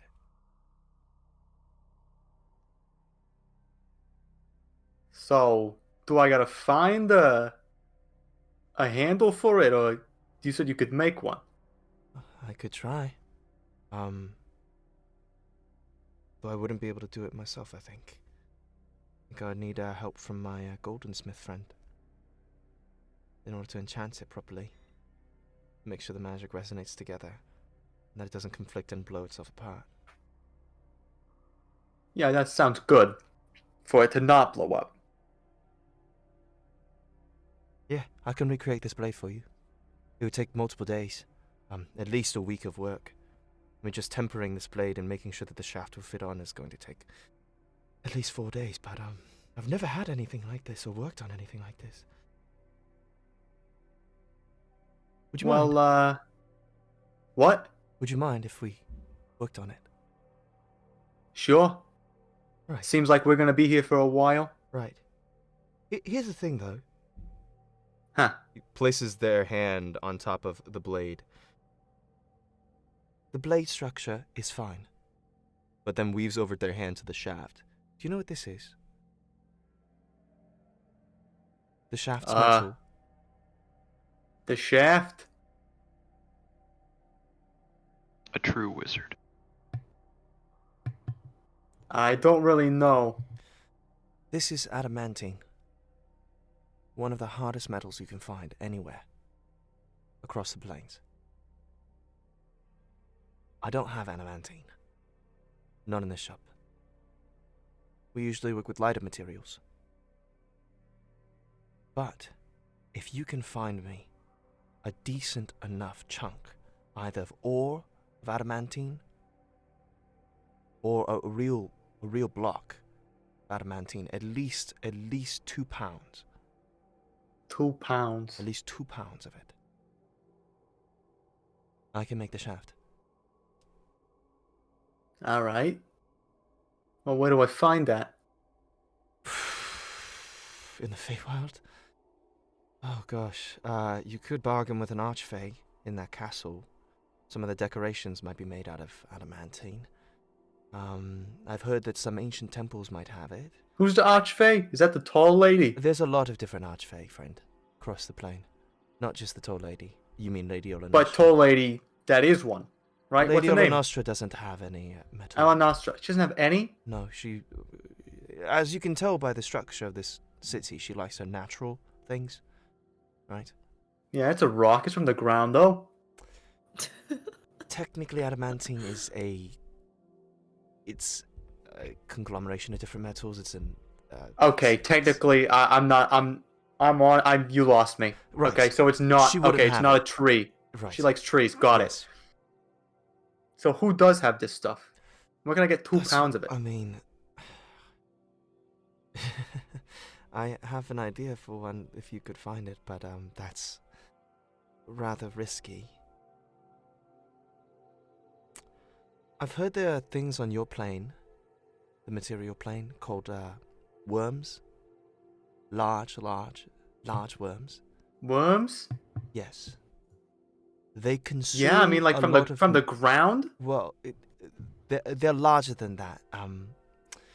Generally, the smallest of their species are called purple worms. They're massive, and they tunnel through a lot of rock and valuable materials. And if you're lucky enough to get inside of its stomach, there are often a lot of valuable ore trapped in there. If you can track down a purple worm and either enter its stomach or kill it, you are very likely to find at least some manner of adamantine and valuable metals inside of its stomach, undigested.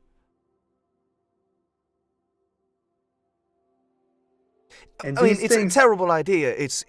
You'll be killed more than likely, but it's a very common way to find those things. You tell me these things exist on the material plane? Yes, they don't exist here. I fucking did not know that. Yep. But if you find so it would take a week, but only after I get you the 2 pounds of adamantine, that adamantine. Yeah, that for you. No, I'll remember it. All right. Well, listen.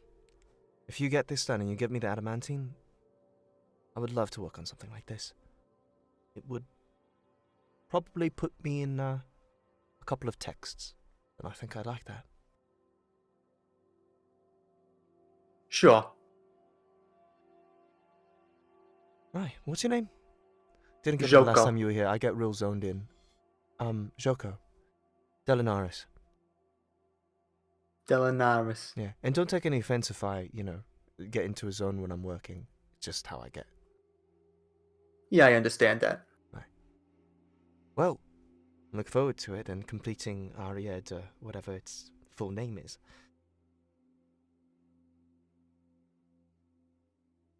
Do you want me to leave it with you? You want to study it or something? I mean, sure, I can start making some castings from it. Yeah, keep it safe for you. Sure. All right. Will do. I will hold on to maaaaad, and you'll get me that adamantine. Good luck, Joko. And heard what you and your friends did out front for us. Thank you. Yeah. Joko's gonna nod to that and then walk out of the smithy. All right, you do so. And as you take your step out of the smithy and your friends are all dealing with their drunkenness, that's where we'll take our break for right now. And we'll be back in 10 minutes.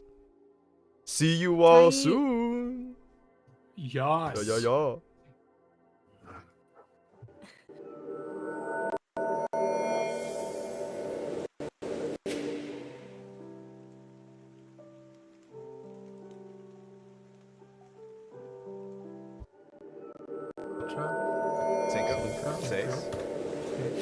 All right, hey, and we're back. Okay. Nueve. Awesome. You guys, Joko, what did you want to do, by the way? Did you want to join up with the group right away, or did you kind of want to walk around and do your own thing? I didn't really hear where they were going next, so... No, you did not. You could wander around and try and find them. Sure, I'll just wander around the tree. Great, give me a survival check. Give me a survival check. This is to see if you can navigate and find them and how long it will take you. 14. 14? Okay, not bad. Roll a d4 for me. Yes, sir. Yes, sir. That's a natural 4. Natural 4. Sounds good. That's a critical success. See ya in 40 minutes, buddy. All right, so all right, so flashing over to our friends in the tavern. You guys have spent a decent amount of time now in the tavern, as you guys have been drinking water, trying to be healthy. Artie, you've been trying to save them, and Alicia comes back into the tavern and kind of looks at you all, and kind of taps Fen on the shoulder. Did you still want to go see your home, or do you need to... Oh, yeah, Alexandra, yeah, let's go. Nope, I'm ready. Oh, right. What? What? Yep, all right. I believe, Alicia, you said that unfortunately they blocked off the road right now, so we'll maybe have to go in the morning after we get some rest, right? No, What? they didn't say that at Oh, all. And I'll cast a message and be like, they are drunk out of their minds, please, we can't do this right now. Oh! It's just... Yeah, you want to do it tomorrow, mate? Is that I think alright? tomorrow morning. It's really No. late, Fen. Yeah. It's Fen, not that late. I have so Oh my much of God. the tour to still show you guys. Fen, Just Fen, so it's like much. 4 a.m. right now. You really need to get some sleep. Can I make an insight check? Well, you can at a disadvantage because you're All a right. little gone. So do I do deception? Yeah, you do. I do deception, yeah. I'm so deceptive. So deceptive. Ooh, first one Does was it- a 19. Uh-huh. Oh, the second one was a 6+. I have an 11. 6 plus 6 is 12. Oh, you know it's not 4 a.m. Oh, does it not help that it's That- always twilight here? That bald, hairless gnome. He can't get you this time. Why are you trying to trick me? You can't trick me. I'm smarter than you are. Yeah, Artie.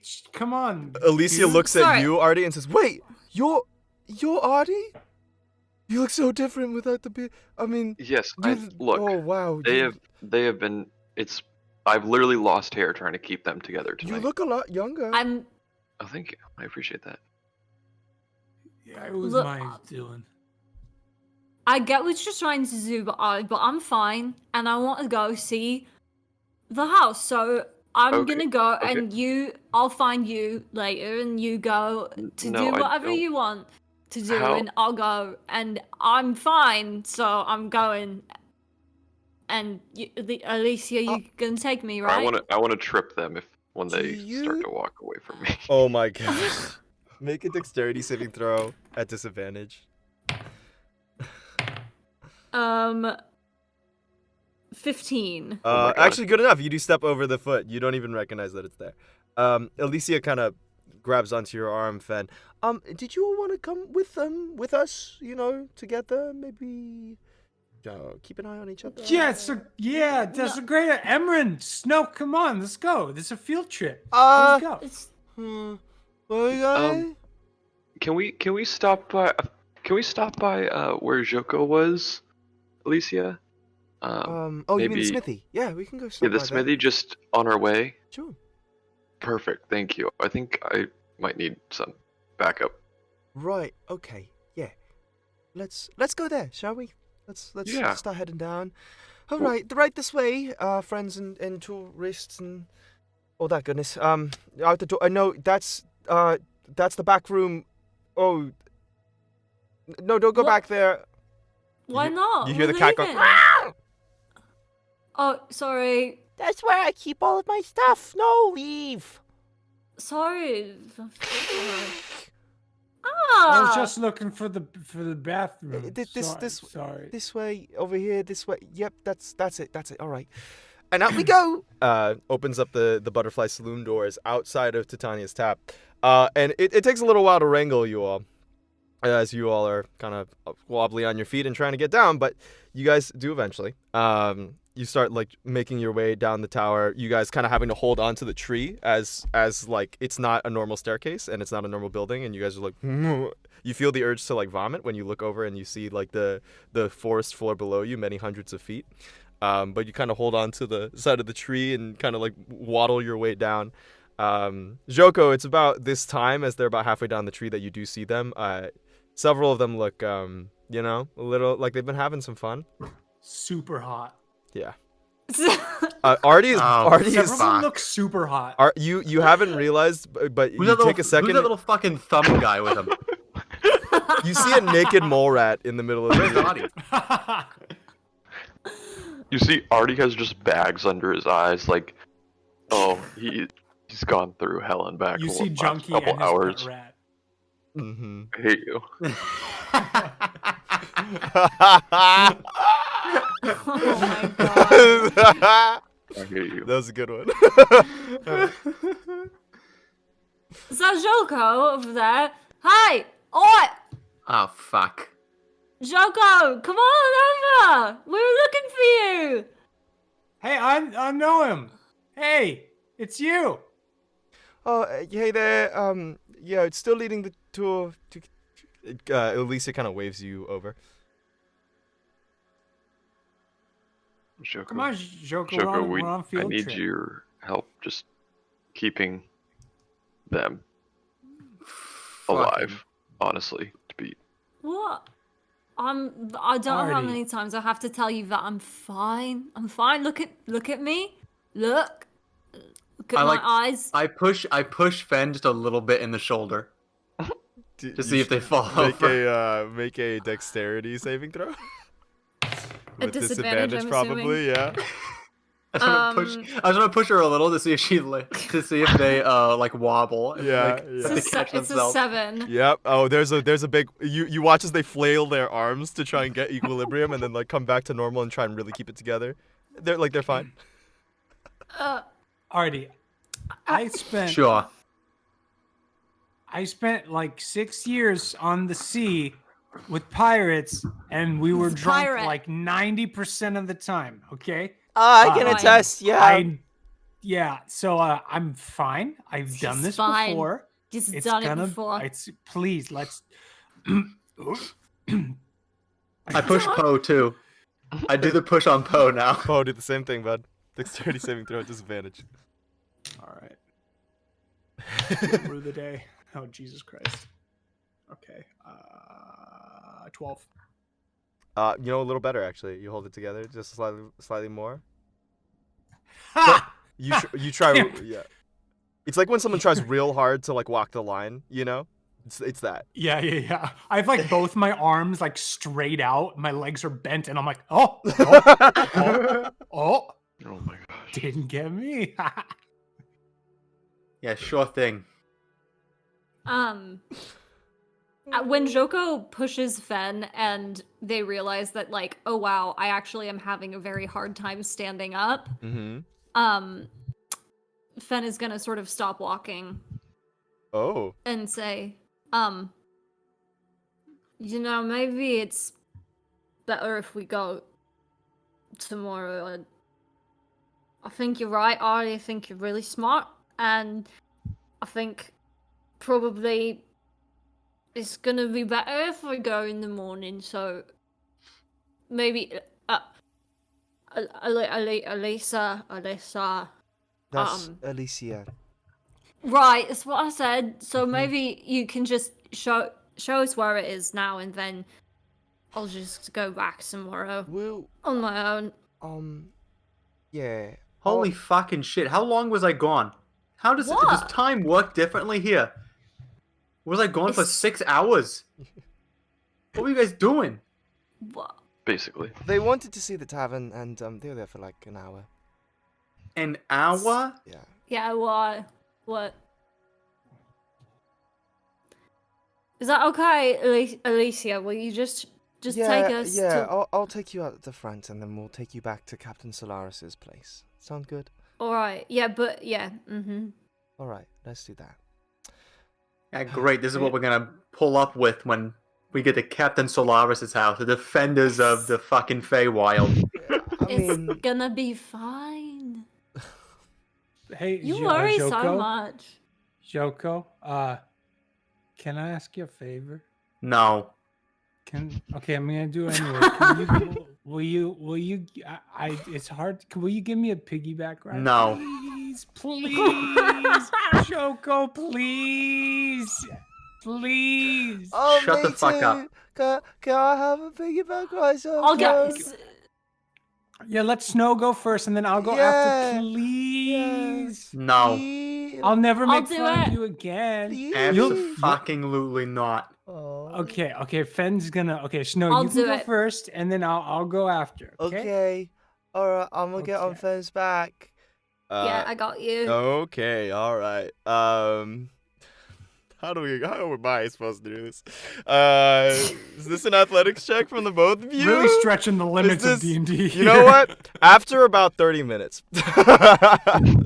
I would like to eventually go back to hold on. What's her name? Ilfenderel. Ilfenderel. Because yes. I did promise that I'd go back tonight. Absolutely. So all right. I'll see everyone back.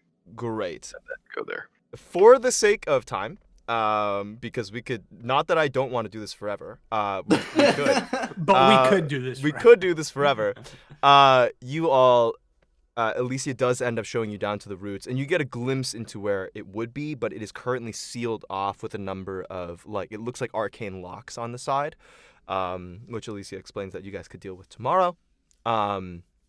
It's inside the roots. It's like deep in those caverns that you guys were kept in, and she shows you kind of the entrance of where it would be, and then she brings you back up to Captain Solaris's home for the time being, for you all to pass out or do whatever. Artie, you decide to go back to Ilfenderel after a while. You don't bring anybody with you? Just yourself? If Joko, if you want to come, you can, but otherwise I can just try to teach everyone if I learn it. What is it? She was gonna show me how to cast my magic in a way that doesn't have those wild explosions happen. All right, I'm fucking barely doing this shit as it is. I'm not gonna be able to do anything different. Okay, if I learn the trick, I'll try to teach it to you real quick. But we'll sure, see. yeah. Yeah, I'll just go. I'll try to be All right. quick. Sounds good. So Artie, you go up to Ilfenderel, and Ilfenderel meets you. Oh, hey. Alright, so, why don't we have you Why don't you do one of your lowest level spells?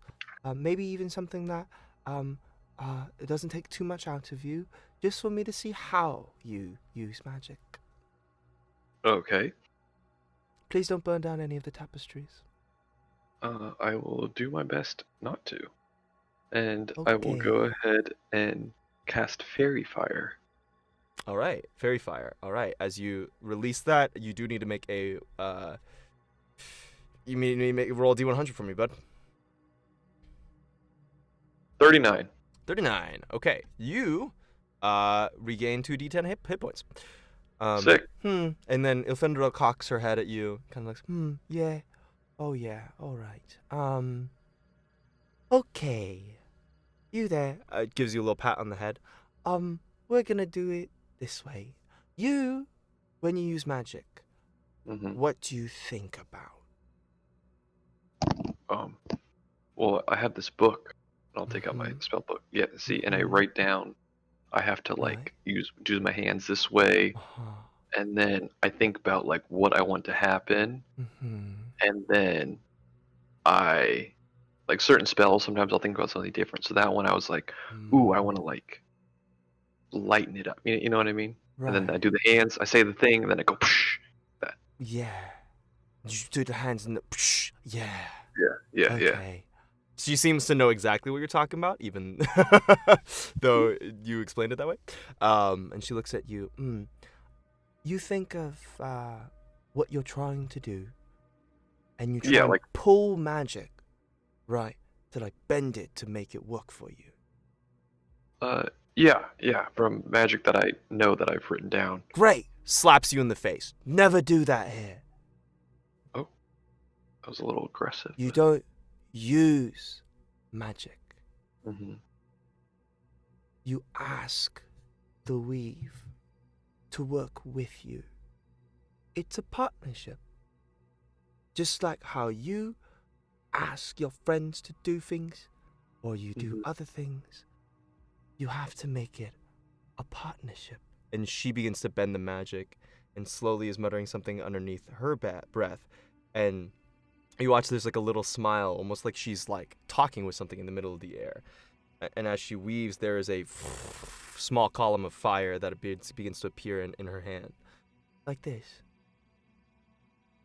You have to respect it like it's a thing, like a person. Okay. Got it? Yeah. Now you try. Okay. And I will focus. All right, go ahead and make an Arcana check for me, please. Come on, Artie. And Artie, are you? I'd say because of the way that you usually cast magic, I'd say this is just a straight roll. You're not more predisposed to it or less predisposed to it. Okay. Ooh, nice. Arcana? This would be Arcana, yes. 26. 26, very good. You start to think about how you would do this, and you're kind of thinking, you're like, okay. You start to think about what would be an image or some sort of like foundation for you to build off of, to kind of understand this, because it's not common for you to think about magic as an entity that you interact with, right? You just kind of use it, but you're like, maybe it's similar to, like, you know, some of the gods that your friends have talked with, and you're like, maybe I haven't considered it as a person or a thing that warrants respect. So with that, go ahead and make a persuasion check for me, please. You can do it at advantage because of your great Arcana check. Oh, yeah, but it's still persuasive there, DM. Yep, I know. It's a persuasion check. Okay. With advantage, you said? Yeah, with advantage. 16? 16, not so bad. Your first attempt kind of fizzles and you find yourself having to make another wild magic surge. For the sake of time, I'll say that it like Ilfendrel helps remove whatever that thing was. And then on your second one, you start to like mess with it again, and you start to position yourself, and you kind of like stretch yourself into a posture of asking if you're going to ask someone a favor. And what do you want to ask? I want to ask that I am sorry that I used and took magic as something that can be taken and formed, and I want to ask that it forgives me and it recognizes that I am good and I want to see good in the world and work alongside magic to help those who deserve to work with it succeed. There's a faint breeze that blows by your ear. And what spell would you like to cast? Sorry. Oh, I was casting one. Let me find a good one. Mm-hmm. I've seen, this is kind of related to Fen. I'm going to cast Misty Step. Misty Step. And All think right. about how, obviously, Fen has a little predisposition towards this plane. So I'm going to imagine kind of just like they do it. And think about like being absorbed within the magic when I disappear and reappear. Mm-hmm. As you do, and you kind of close your eyes and focus, you feel the breeze, and you feel affirmed. There's no voice, there's no words, but there's some sort of like a subjective feeling, as if something has approved of you. And you feel yourself getting wrapped up in almost like a blanket of magic, which is a unique feeling for you. You usually feel like you bend it, but it feels like it itself, the magic itself, is responding to your call. And as it weaves itself around you, you feel yourself being carried like you would if, someone was holding you in their arms, and you appear 20 feet in front with a burst of small smoke and a little bit of, it's not quite a melody, but some sort of music with the magic kind of dissipates outward. Ilfendra looks up at you and starts clapping. Hey! You did it! Oh, I did it! Wow! Oh my gosh. That's good. You're gonna have to practice, but that's a Yeah. good start. That's a good start. Oh, thank you so much. Of course. I hope it was helpful. Yeah, I think not only was it helpful here in this situation, but I agree. I think I was using magic instead of working alongside of it. Mm-hmm. Well, I can tell you that at least the magic in this area, the weave is real happy with you, which is good. Oh, that's great. All right. Thank you so much. I appreciate it. It's getting late, so I don't Yeah. want to take up too much of your time. Oh, don't worry. It's fine. It's nice to be able to talk with someone alive instead of having to make them into a tree. But I just have a quick question. Is there anything that I can Mhm. help you with after you did so much for me? Oh. I'm curious about your friend with the bow. I'm curious about them. About who he is or how we Yeah. got the bow? Both? Well,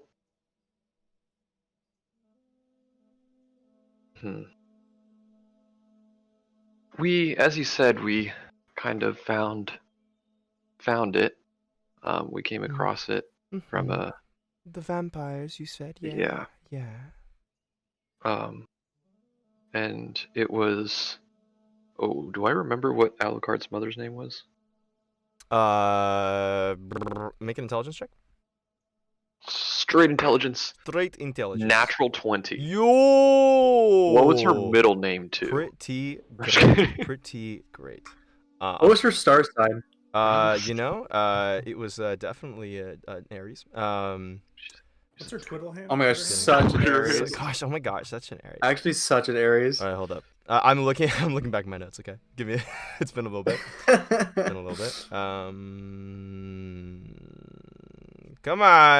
Come on, notes. Save me. Notes. Save me. Okay. Man, it's something. Hold on. No, I think it starts with an A. Sorry. It's okay. I say that person to Yeah. her. I will. Yes. it was Once I find it, I will let you know. Yeah. I'll say that person to her, and then I'll briefly explain to her Alucard and what's happening on the material plane. Gotcha. You do so. You do so. All right. So.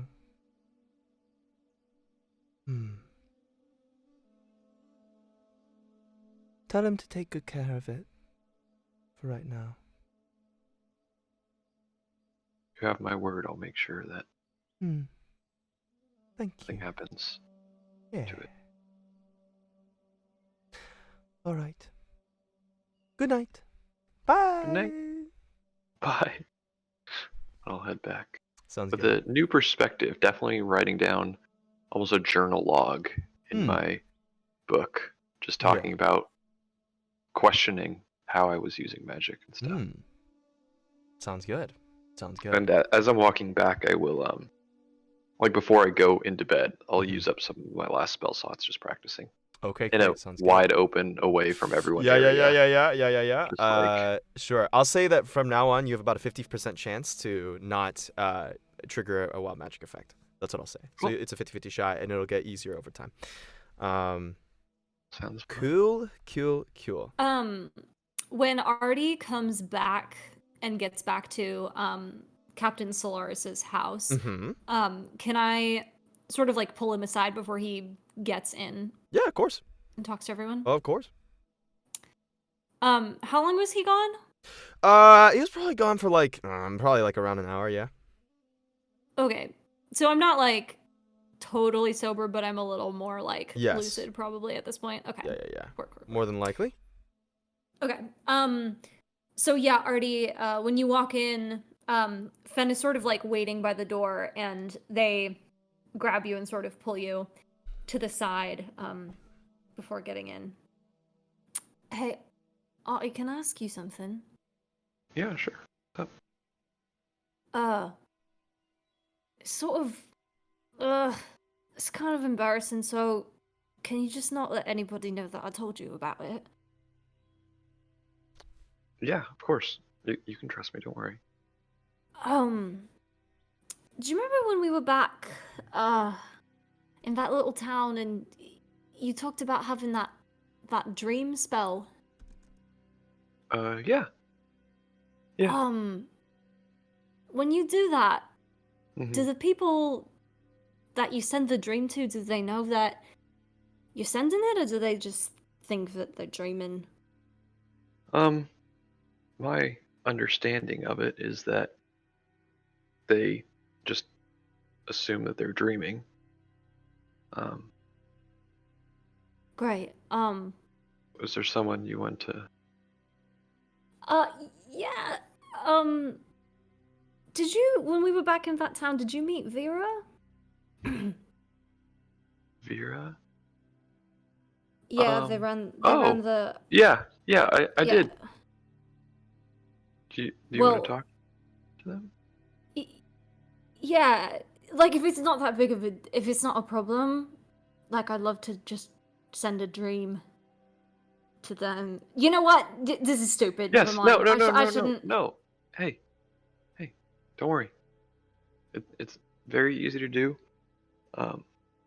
Just give me a couple minutes to set it up, and then I don't know. Do you want to just go in your room and do it? Because I mean, however long you can do it for, almost all night, as long as they're. Wait, Vera. Oh. Normally, you have to be on the same plane as the person, but I can certainly try and see if, but I just can't promise it'll work. You can definitely send a message to them if you want. No, that's but not. Just let me try. There's no harm in trying. Yeah, all right. And then I'll set up and think about. I'm going to take longer to cast a spell than I normally would. Normally it's a minute to cast it.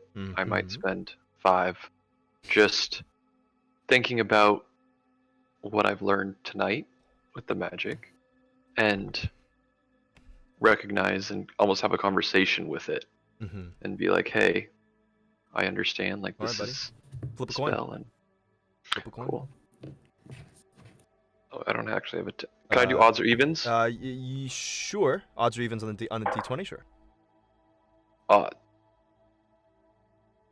Oh, I had to call it before. you have to. Okay. Give me a second. Sorry. No, you're You good. said roll it. Sure. was like, Sure. okay. Got it. All right. Go and roll it one more time for me. Odd. Odd. Okay. The spell goes through. Oh shit. That's awesome. Excited. Does it? That's the end of my stuff then. Yep, If that's went it. Through, that's mine. Yeah. And then I'll just kind of keep watch over Fen, because I know when Joko woke up he was a little traumatized, so I don't want. Same thing to happen. Right. As you guys also entered, by the way, when you guys first came in, we don't have to roleplay this too much, but you did see Solaris's family kind of come in at one point. It was another of the Corellan's Rangers comes in. It seems to be a dryad, non-binary, very pretty. And they kind of walk around, and you see that Solaris also has 2 kids with the dryad. There seem to be these half Eladrin, half elven kids who can like kind of extend their like fingers like tree bark and stuff, and they're kind of playing around the space. And they brew you some tea. That's so cool. Solaris has not come back home yet, though. He's not. I would probably wait to do this until like people were settled down for the night. So if anybody had anything else they wanted to do, we can tend to that first. I think I'm just gonna sip some tea. All right, sip. Find a corner and go to bed. All right, sounds good. Even with the you taste the tea, it's like this really nice kind of honeyed, like with a little bit of like ginger root in it, kind of a tea. It's very pleasant, and with that like kind of warm in your stomach, and you from the alcohol already just kind of knock out. Snow has already been passed out like since she entered the room. And after a bit, I believe Joko, Artie, and Fen are the only ones still awake. It's gotten late towards the night, and Solaris comes back in and through the door, kind of wipes his brow. Hey, love. Kind of like greets his partner, and the two of them start talking. And he sees that you're awake. Hey there. Can I get a tea, love? Thank you. Yeah, Demon didn't say anything. At least anything remotely sensible. Oh, how was your day? Touring Sanctuary. Pleasant, I hope. Yeah, it was great. Right. You learn anything about your mum? No, not really, but I hope it's all right. Alicia did show me where we used to live, and I was. Really now? Yeah, but I forced her to do it, so don't be mad at her, please. We didn't go in or anything, but I was kind of that's a hoping to real go shame tomorrow. that she did that. It looks like I'll have to take you there myself tomorrow, won't I? Yeah. Yes, that would be great. Great. That would. Gosh, insubordinate officers making things harder for me.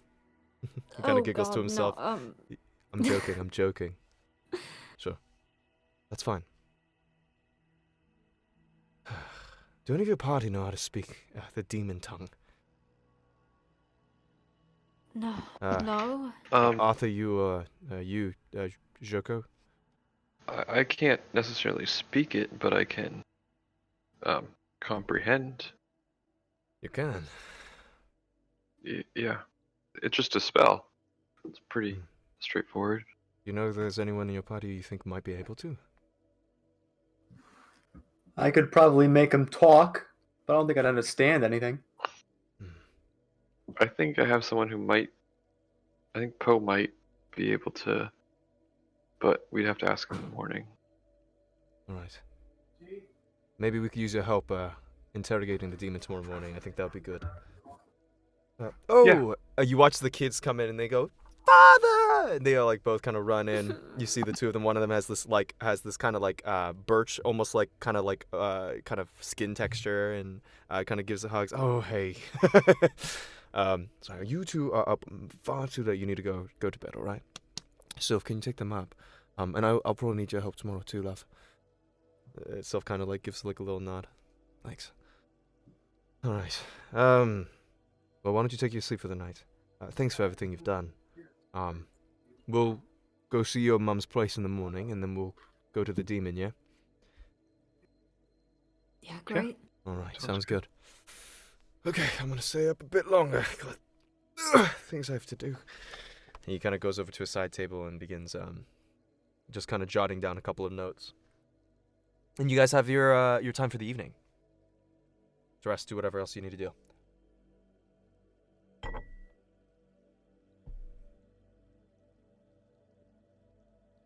Just I'm help him conked, vent. bro. You're Sleeping. conked, dude. You're gone. Anybody else? Fucking Napa lapping.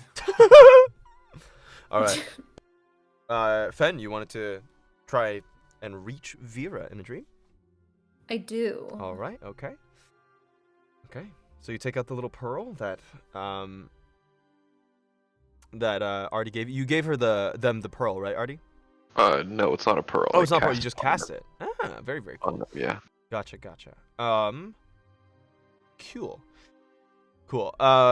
You cast it, and Fen, you attempt to reach out through your dreams, thinking about Vera, their kind of goth, like kind of get up, their shop with the little occult items here and there, and the potions, their general demeanor, and then you also think of the little day that you spent with the fireflies, and kind of flirting, which was nice after such a long time. But as you do, some nature of the spell isn't able to penetrate. Even though you feel yourself traveling almost in this world of dreams, you can't reach them. Something's blocking you, as if you're not in the same space. You can see the house, you can see them, but you can't reach them. And the dream comes to an end. Sven is sitting there with their eyes closed, concentrating, and the sort of village and the images in the world starts to slip away, and the dream dissipates. They sort of blink their eyes open and give a little sad smile and turn to Artie and say, thanks anyway, it was worth a shot. I'm sorry. Once we get back on the material plane, I can do it for sure for you. Yeah, maybe. It's not your fault. Thanks for helping, and thank you for not telling anybody about it. Of course. Right, well, I'm gonna get some shut-eye. Good night. Night, and I'll leave. Go All back right. to my... Great. You do so. And you guys have your long rest. Woohoo! Woo! I'm so rested! Woo! You're so rested. All right. You guys come awake, no problems. Everything seems ever peachy keen. Important question, Daniel. Yes. Important answer. Am I still blue? Am I still bald? Yeah, you are, boy. Yeah. Am I bald? You are. You're He's bald? bald, I'm blue. Hold on. Yeah, Artie, Am I? you are no longer bald. Oh, hell You're no yeah. longer bald. As it But I does, am as still blue. your hair does grow up, He's but still you blue. are Get still blue, wrecked, po. nerd. Oh shit. Get Honestly. wrecked. Yep. All right. You all come awake. Solaris has gone downstairs and prepared some food. It looks like there's like carved into like a little gourd. They have something of like this kind of like pudding, which is a mix of like this kind of like butternut squash soup and a little bit of cheese. It smells delicious. The kids are already eating and joking around and playing with each other. One of them seems to be like playing around with one of their dad's swords. Off in the corner, as Solaris and Sylph and all of them are laughing. Solaris is currently cooking in the kitchen, actually, and prepping, as Sylph is eating, and all of them are going about their day. Good morning. Sit down and eat. Thank you. This smells delicious. Delicious. All Oh, naturally wow. grown here, you know. Here, and he actually. Let me know if any of you need a little bit of pepper or anything, or a little bit of seasoning. Yeah, I'm good actually. Hey, Emran, could I Great. get some of your seasoning actually? Just throw it on here. Throw it Kinda in miss shit. it. Emran goes, oh, yeah, of course. Reaches into their pack. and it reaches into your pack and kind of like gives you a little bit of seasoning. I just miss home a little bit, you know. Yeah, I got you. And you watch as Solaris himself kind of like reaches over to one of the plants and he kind of like plants a seed pod into it, puts his hand over it, and you watch as it sprouts up fully into a pepper plant. He takes that and then kind of like chops it into like, he dices it and then kind of grinds it, and then he like flashes one hand over it, and you watch as it sizzles and like burns until it like is crystallized into this nice like herb, like dried herbs, and then he like takes all of them, kind of rubs them in between his hands, and comes over and sprinkles them on each of your dishes. Well, there you go. You know, fresh Feywild spices for you. Holy shit. That's really cool. Oh, Wow, it's nothing thanks. major. Most of us here, you know, just little Fey magics that we know here and there. Not really good in combat, mind you. This is more for enjoyment.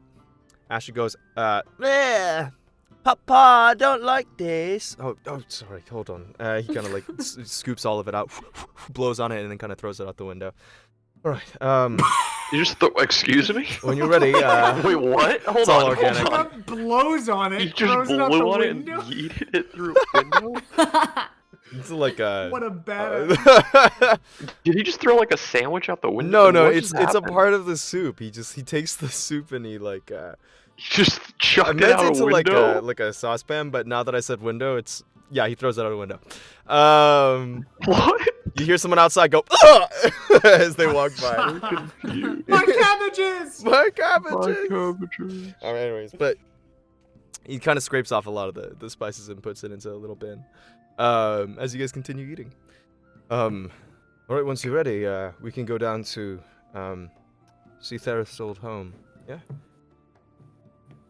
Yeah. Sure. Yeah. Fen, that's your old Also, home, huh? oh yeah. Yeah. Yeah. Okay. Cool. Yeah. Poe, I had a question for you, mate. Yeah. Yeah, do you happen to know how to talk to demons, friend?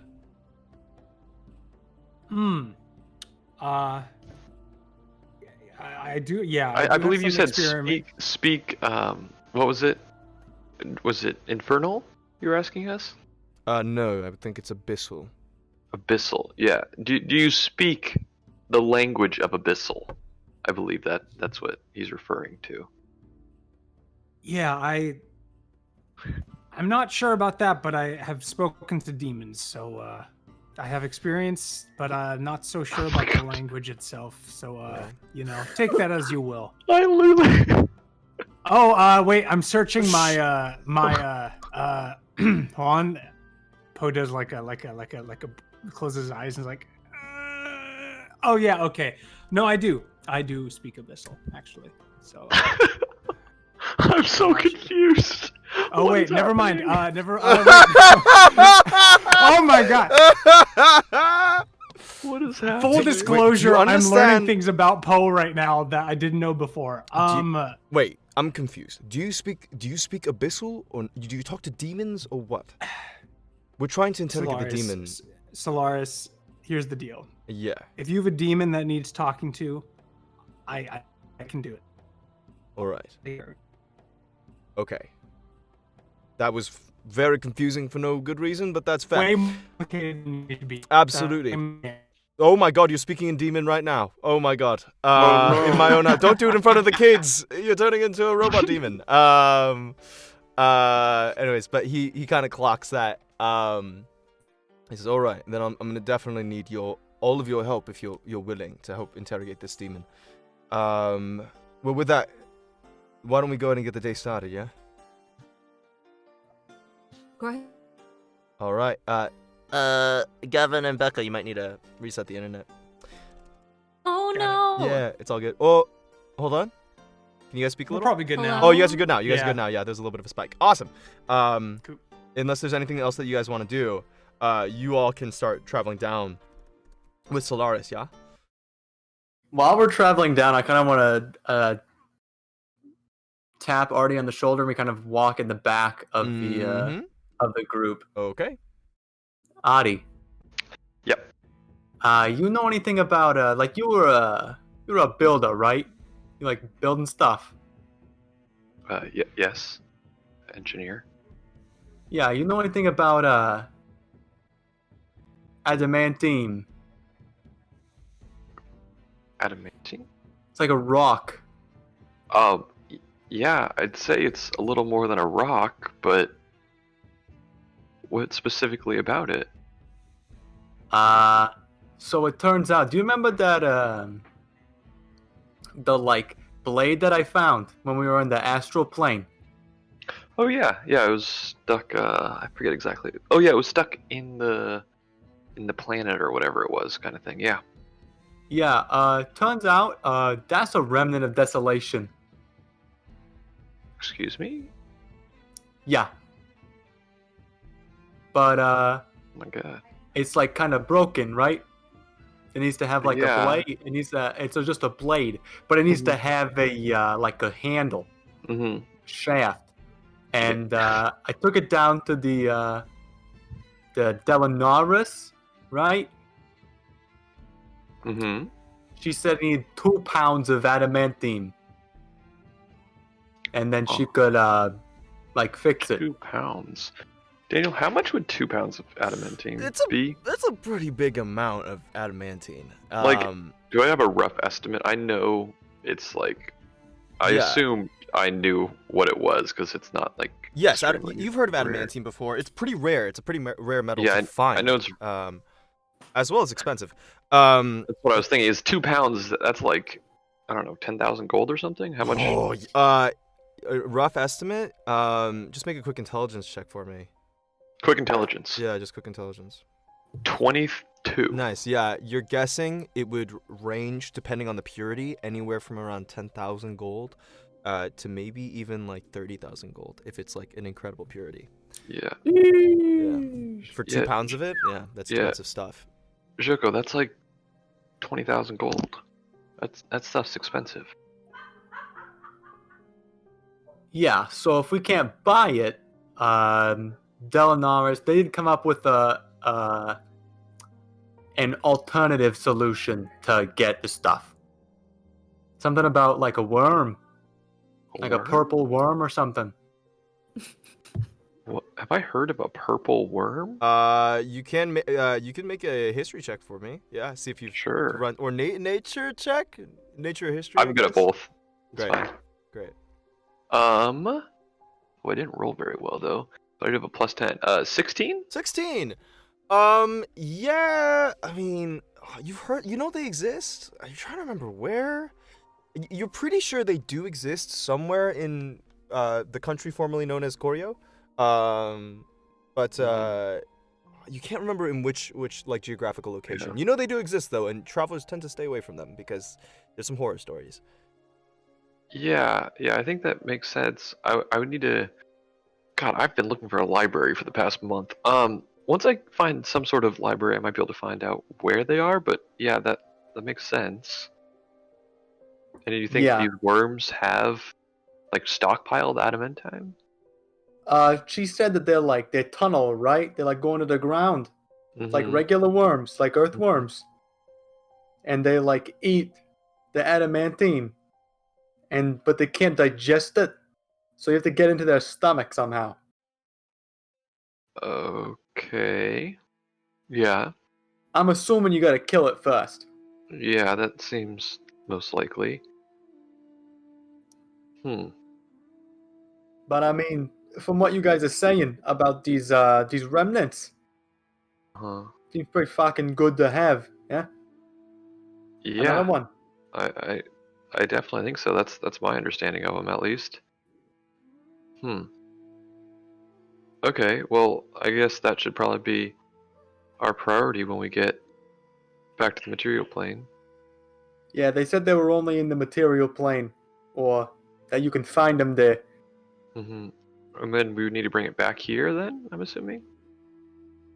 Yeah. I left the blade of it with them because they said that there was like a soul in it or something. I don't know, that kind of went over my head. Wait, what? You left it with that? We have a remnant of desolation and you just left it with... Oh. Okay, well... I don't fucking know anything about it. Like, they said that they were gonna... No. They said they, like, talked to it. They like... Oh my god. They knew its name. Oh. It's like Ariad or something. Does that ring any bells, Daniel? Definitely not for you. She said it was like a half name. It was a name? Okay. Well, I think it's probably best we keep it on us until we get the adamantine, and we make sure it's someone we trust to build this, because those things are pretty strong. The person, you said she seemed nice? She was pretty straightforward with you? Well, I mean, it was the hop person. Remember? They were like strumming the thing, making weapons, selling Narus. Oh yeah. Oh, okay. Yeah. I mean, they're from here, and we just saved their whole fucking city. So. Yeah, it's probably fine. We should definitely. We should talk to the rest of the group on this. Make sure they're all agree with us. But wow, we had one with us all along. We didn't even know it. It's pretty crazy. Okay, well, yeah, we can tell everyone about it. Maybe like after today, because I think we're gonna be, unless it comes up or something. But when we like have lunch or whatever. Yeah, sure. And as you guys kind of finish up the conversation, you guys get around to where the roots are, finally. And as you look below into the roots of the sanctuary, Fen, you poke your head in first as Solaris goes over and undoes each of the arcane locks, opens the door as it creaks open. And you look inside, and immediately there's the smell of must and like old just kind of molded over wood. You can smell just kind of like this dust in the air that kind of kicks up as soon as you step into the room. Whatever this is, it's been abandoned for a long time. And as you look about, there is a bunch of work tables, all of which have been emptied out, filled with cobwebs. Small cot on the ground, much of which has been eaten away by termites and other creatures, and there looks to be a small arcane sigil in the ground, but over time it has been faded. And there's a focus from the ceiling that kind of dangles below. It's the only thing that seems to be mostly intact. It is this mechanical lens that kind of reaches down, and then this gigantic, like, kind of focusing lens that points down towards that arcane sigil. And an indent in the bottom of the arcane sigil, but nothing inside that small indent. I'll take out my notebook and try to do a sketch of the sigil. Sounds good. Or a tracing or whatever would be the best. Yeah, I just go to make like, I'd say to trace it. If you take enough time, I'll say that you can trace it. Yeah, if you take enough time. Cool. And then do I recognize this place? Oh, go to make a history check. 19. 19. You think long and hard, and as you're drawing down the sigil, you get a flash of a couple memories. You remember hanging onto your mother's coat as she was boiling different liquids and different reagents on the work table that's currently covered in cobwebs. And you remember warming yourself by the fires that was kind of like over off in the corner. You remember cuddling with your mom in the cot in the corner, and you remember having to stay outside whenever your mom would receive a client inside there. A lot of memories in this place that you do remember. I just want to look around and see if I can find anything that's left. I know you said most of the stuff has been sort of emptied out, but maybe if there are like pockets, like floorboards that I would know that were loose and maybe had things hidden, or just like anything that I can find. Sure. Go to make an investigation check. I'd say with advantage because this is a place that you remember. Ooh, first roll is a nat 20. Oh! And the second roll is a 19. Oh my Holy shit. God. 20 nice. plus, yeah, Woo! 6. Okay. 26. As you walk around the space, you Do you remember a place in the floorboards that your mother would shift back to hide certain materials? Specific things that she didn't want to have anyone else seeing, or things that she was a little paranoid about sometimes. She would tell you not to tell anybody about it. You removed what is a tattered rug that has currently been eaten away with time aside and open up the floorboards, and Captain Slars goes, hey, what are you doing there?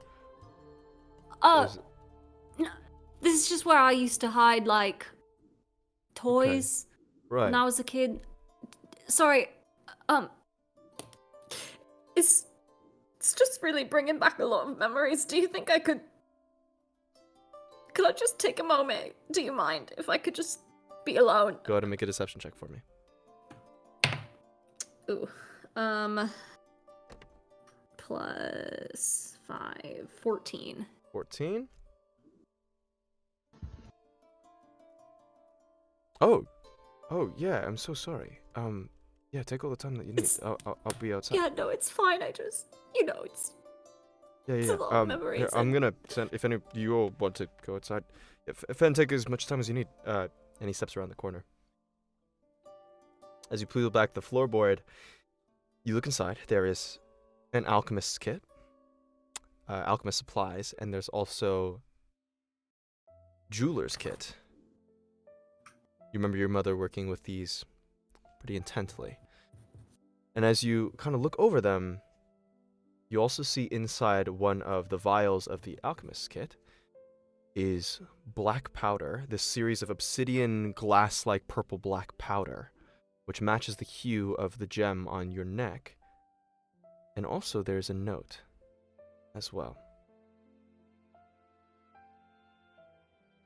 Can I read it? It's folded up, yeah. You kind of like delicately open it up. It is faded with age. There are not many words on it. It's kind of hard to distinguish, if anything. But there are a couple of words, even with the fading on 100 years worth of aging. You see something that's there's a cutoff of like an RS and then stone. And then there's also a name down below that you see. It says human, and then correspondence. And then there's this like kind of a couple words that are lost. And then it says ants, ANCE, but it looks like it's the first part of that name is missing. Great. Can I take everything? Absolutely. Awesome. So yeah, I'll just put everything in my bag. Okay. Cover it back up. Yep. And just take a quiet moment to myself, looking around and remembering everything that I recalled of living there. And Fen would like expect to feel warmth. You know? Yeah. All of the times that they've like thought about this place and where they came from in the Feywild, but it's that same feeling that they had before of just being an intruder, like they don't belong. And it's kind of empty, kind of sad. And with that, they'll walk over into the next room and grab Solaris and say, thanks, Yeah, of course, yeah. Didn't want to, I understand, right? Yeah. I think I'm ready to go. We can... Sure. All right. You sure you don't need a moment? You can wait here if you want. No, no, thanks. Thanks for taking me. Yeah, of course. All right. Well then, let's get away from Thera's place, shall we? You all ready to go down to the roots? You, Poe. You sure you can do this? Yeah, there's not much I'm sure about, but I think I got this. Fair enough. All right. Follow me. He comes out of that section of the roots and over to that section of that root that grew down, and he sings that melody again. The woo, woo, and then you watch as it grows down towards the depths of the prison that you guys remember. And you see there, down below, a number of the Eladrin guards all surrounding that area, on top of like what looks to be these arcane chains kind of holding this thing in place. The chains are all made out of these vines that seem to have been strengthened, and they're holding it suspended in the middle of this cell, closed off on all sides. And you see that this demon, this strange multi-eyed demon with like this kind of almost like lobster-like carapace, stares out with these dark beady eyes out at you all. The Eladrin kind of all coming to attention as soon as Solaris comes in. He looks over and taps on the cage, raps on it a couple times. I'm back. Fucking monster. Did you get anything out of him? Looks to some of the other Eladrin and they all kind of shake their heads. Alright. Okay, Grim Troupe. You're up. Captain, is there anything specific you'd like to know? What was it doing here? Why attack Sanctuary? What are their plans? Where are they situated? Where are they invading from? Okay, you got it.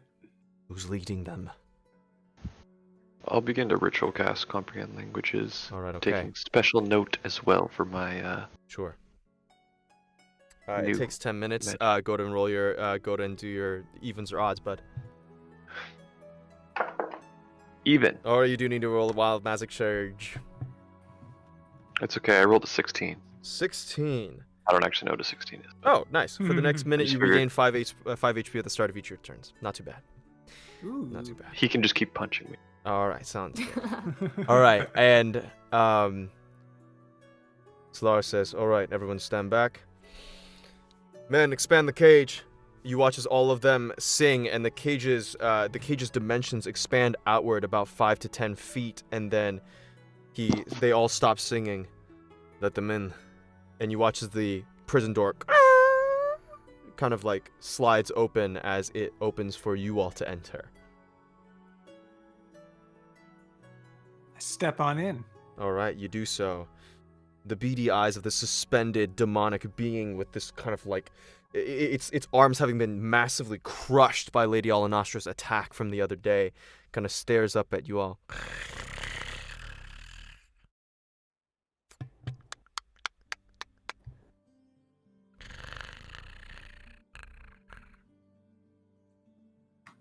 Is it fully enclosed by the roots and everything? It is indeed. This prison cage is much more sturdy than the ones that they kept you in.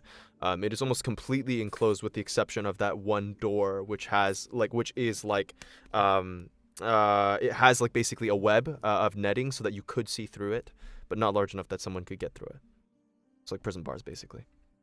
So is it constricted and like parts of it are sticking there out? are- Like it's that tight around it, or is there like room for it to move around? there are vine chains that stretch down from the ceiling and from the bottoms, holding and suspending it in place in the center of the room. You guys can walk around it freely, but it is suspended and constrained and restrained inside the center of this location.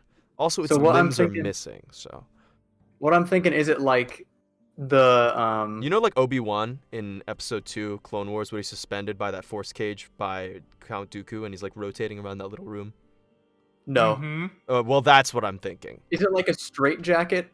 Basically, you sure? He's hanging Okay. from the middle of the room in a straitjacket. You can imagine that. Gotcha. But it's made of wood. Yes, it is, and vines. They are enchanted.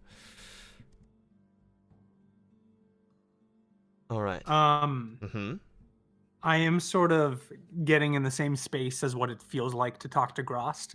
Yes. Kind of unsure, but trying to think of what that is like and replicate that feeling. Okay, sounds good. You kind of reach down into that cold pit in your stomach that is always there, but you try to ignore it most days. But as you do focus in on it and try and remember that location where that sea of black and the throne of bones and of bodies that is Grost's realm, You look up, and you look the demon straight in the eye. You seem to be in a bit of a predicament. You all hear Poe's voice pour out as... Ah! I'll just very, like, under my breath translate to the rest of them. All right. The demon looks up. You understand my language.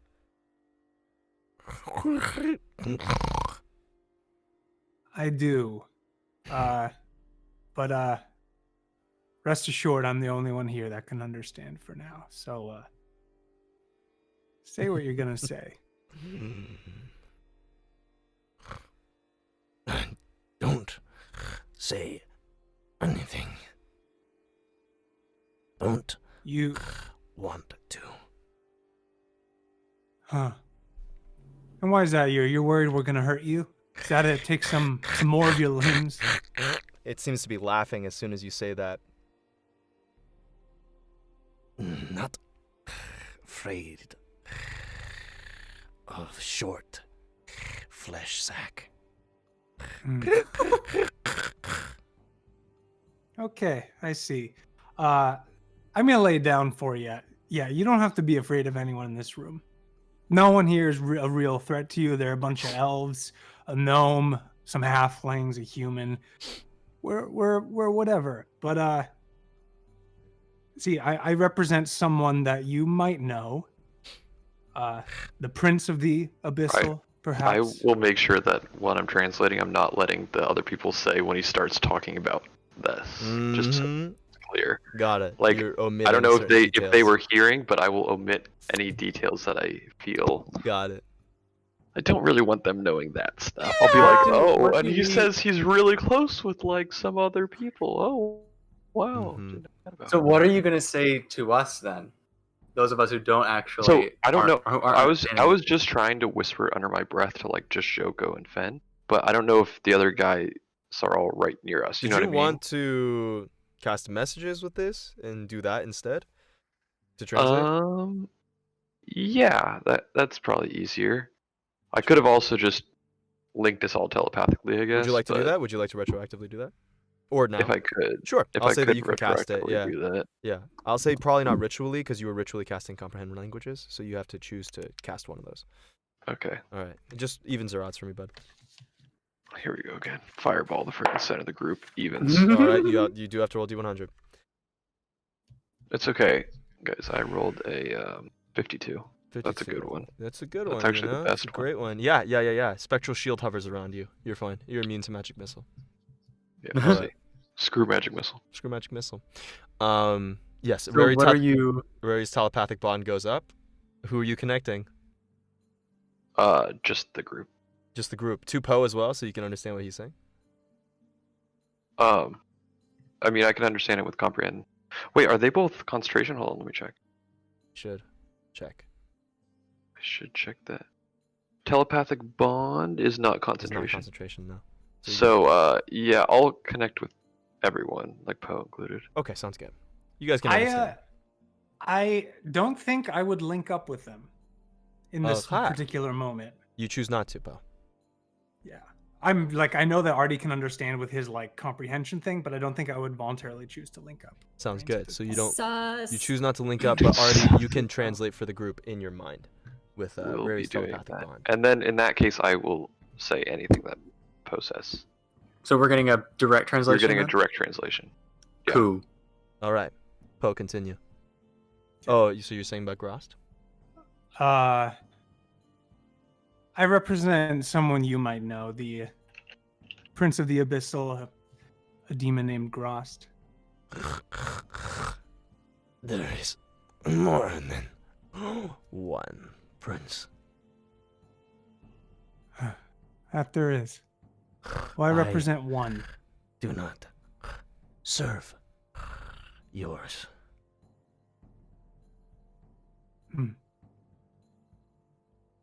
Oh, okay, bye. Bye, Kyle. Oh, by Kyle. Oh no, Um, it's one. All right. Oh no. No, you do not serve Grost. But I serve Grost, and I'm here.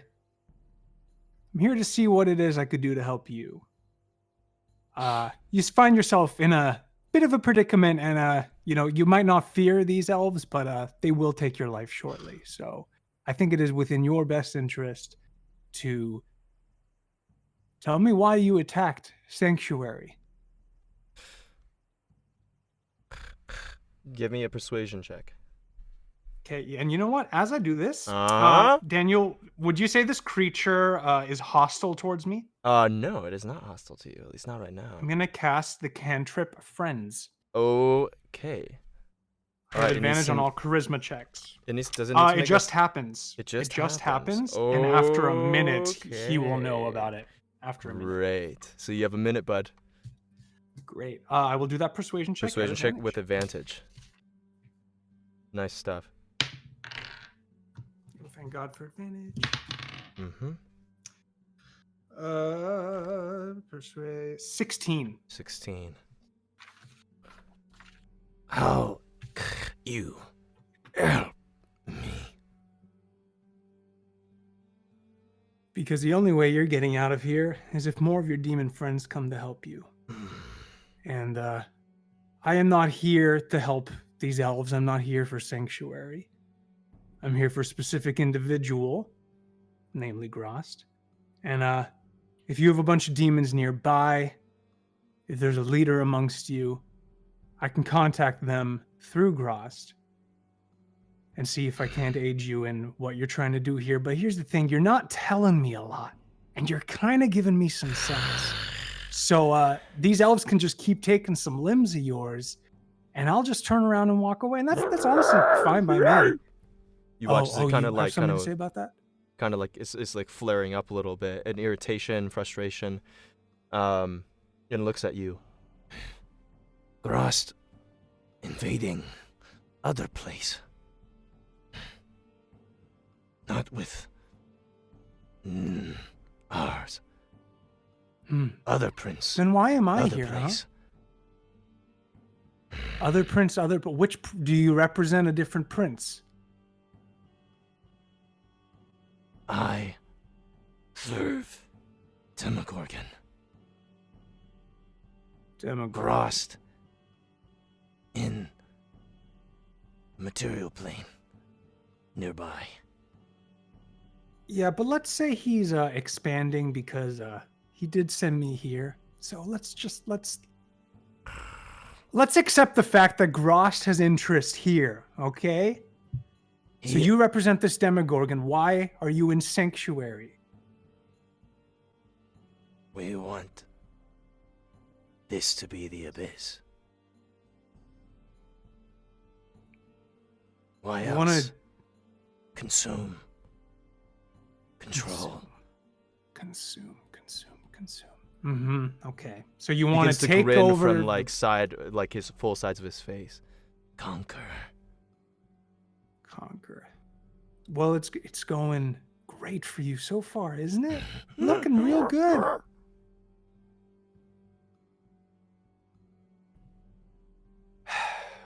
Trying to race with your master and Juiblex. And what? Juiblex. Demon Prince. Okay, so that's their name. Okay. All right. What's your plan from here? Because I'll send my word back to Gross and help you out here, but I don't. What's your plan? You seem fairly confident for someone who's going to lose your life. I need you to make an additional precision check. All right. Kind of reaching for straws here, man. Oh, they're the exact same roll. 17. 17. Not bad. We make fortress. Expand the infection. Make this abyss.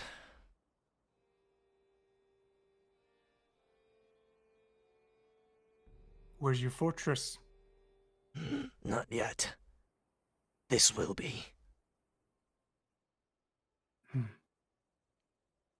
And tell me the name of your demon prince one more time. Demogorgon. Demogorgon. Okay. I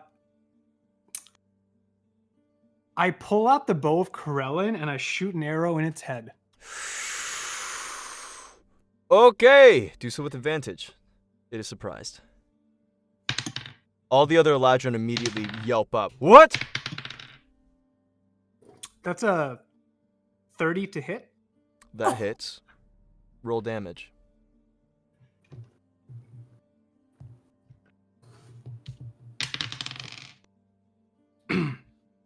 It's not going to be that great.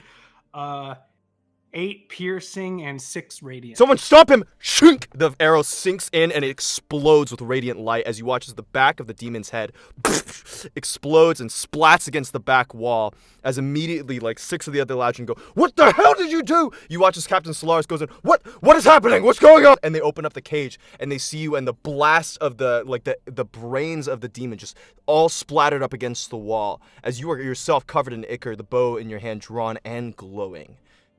And as you look back, that is where we're going to end our session for today. Oh.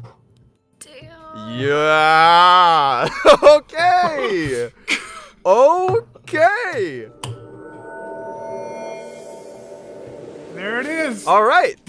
So, that is what happened this week. Oh my god. Okay, cool. Well, thank you guys so much for being here, and also thank you, Killer Nerds from Inner Space, for raiding us during the middle of our game. Thanks so much for being here, y'all. Yes. Hope you guys have enjoyed, and we'll be back with this next Saturday, just as always, probably from 10 a.m. to 1 p.m. PDT. And also, just remember that we are doing our interview show, the first of them, this Friday. It'll be me and Jared, and we'll be talking about the campaign, about the past, about what happened before our game started on Twitch, and even more. So if you guys want to be there, or if you have any questions, drop those in the chat, or drop those in our Twitter account. That's at SDR_DND. Awesome. We love you guys. Thanks so much for being here, and we'll see what happens with the group next time. This is Stop and Drop and Roll, signing off. Bye-bye! Pew, pew, pew.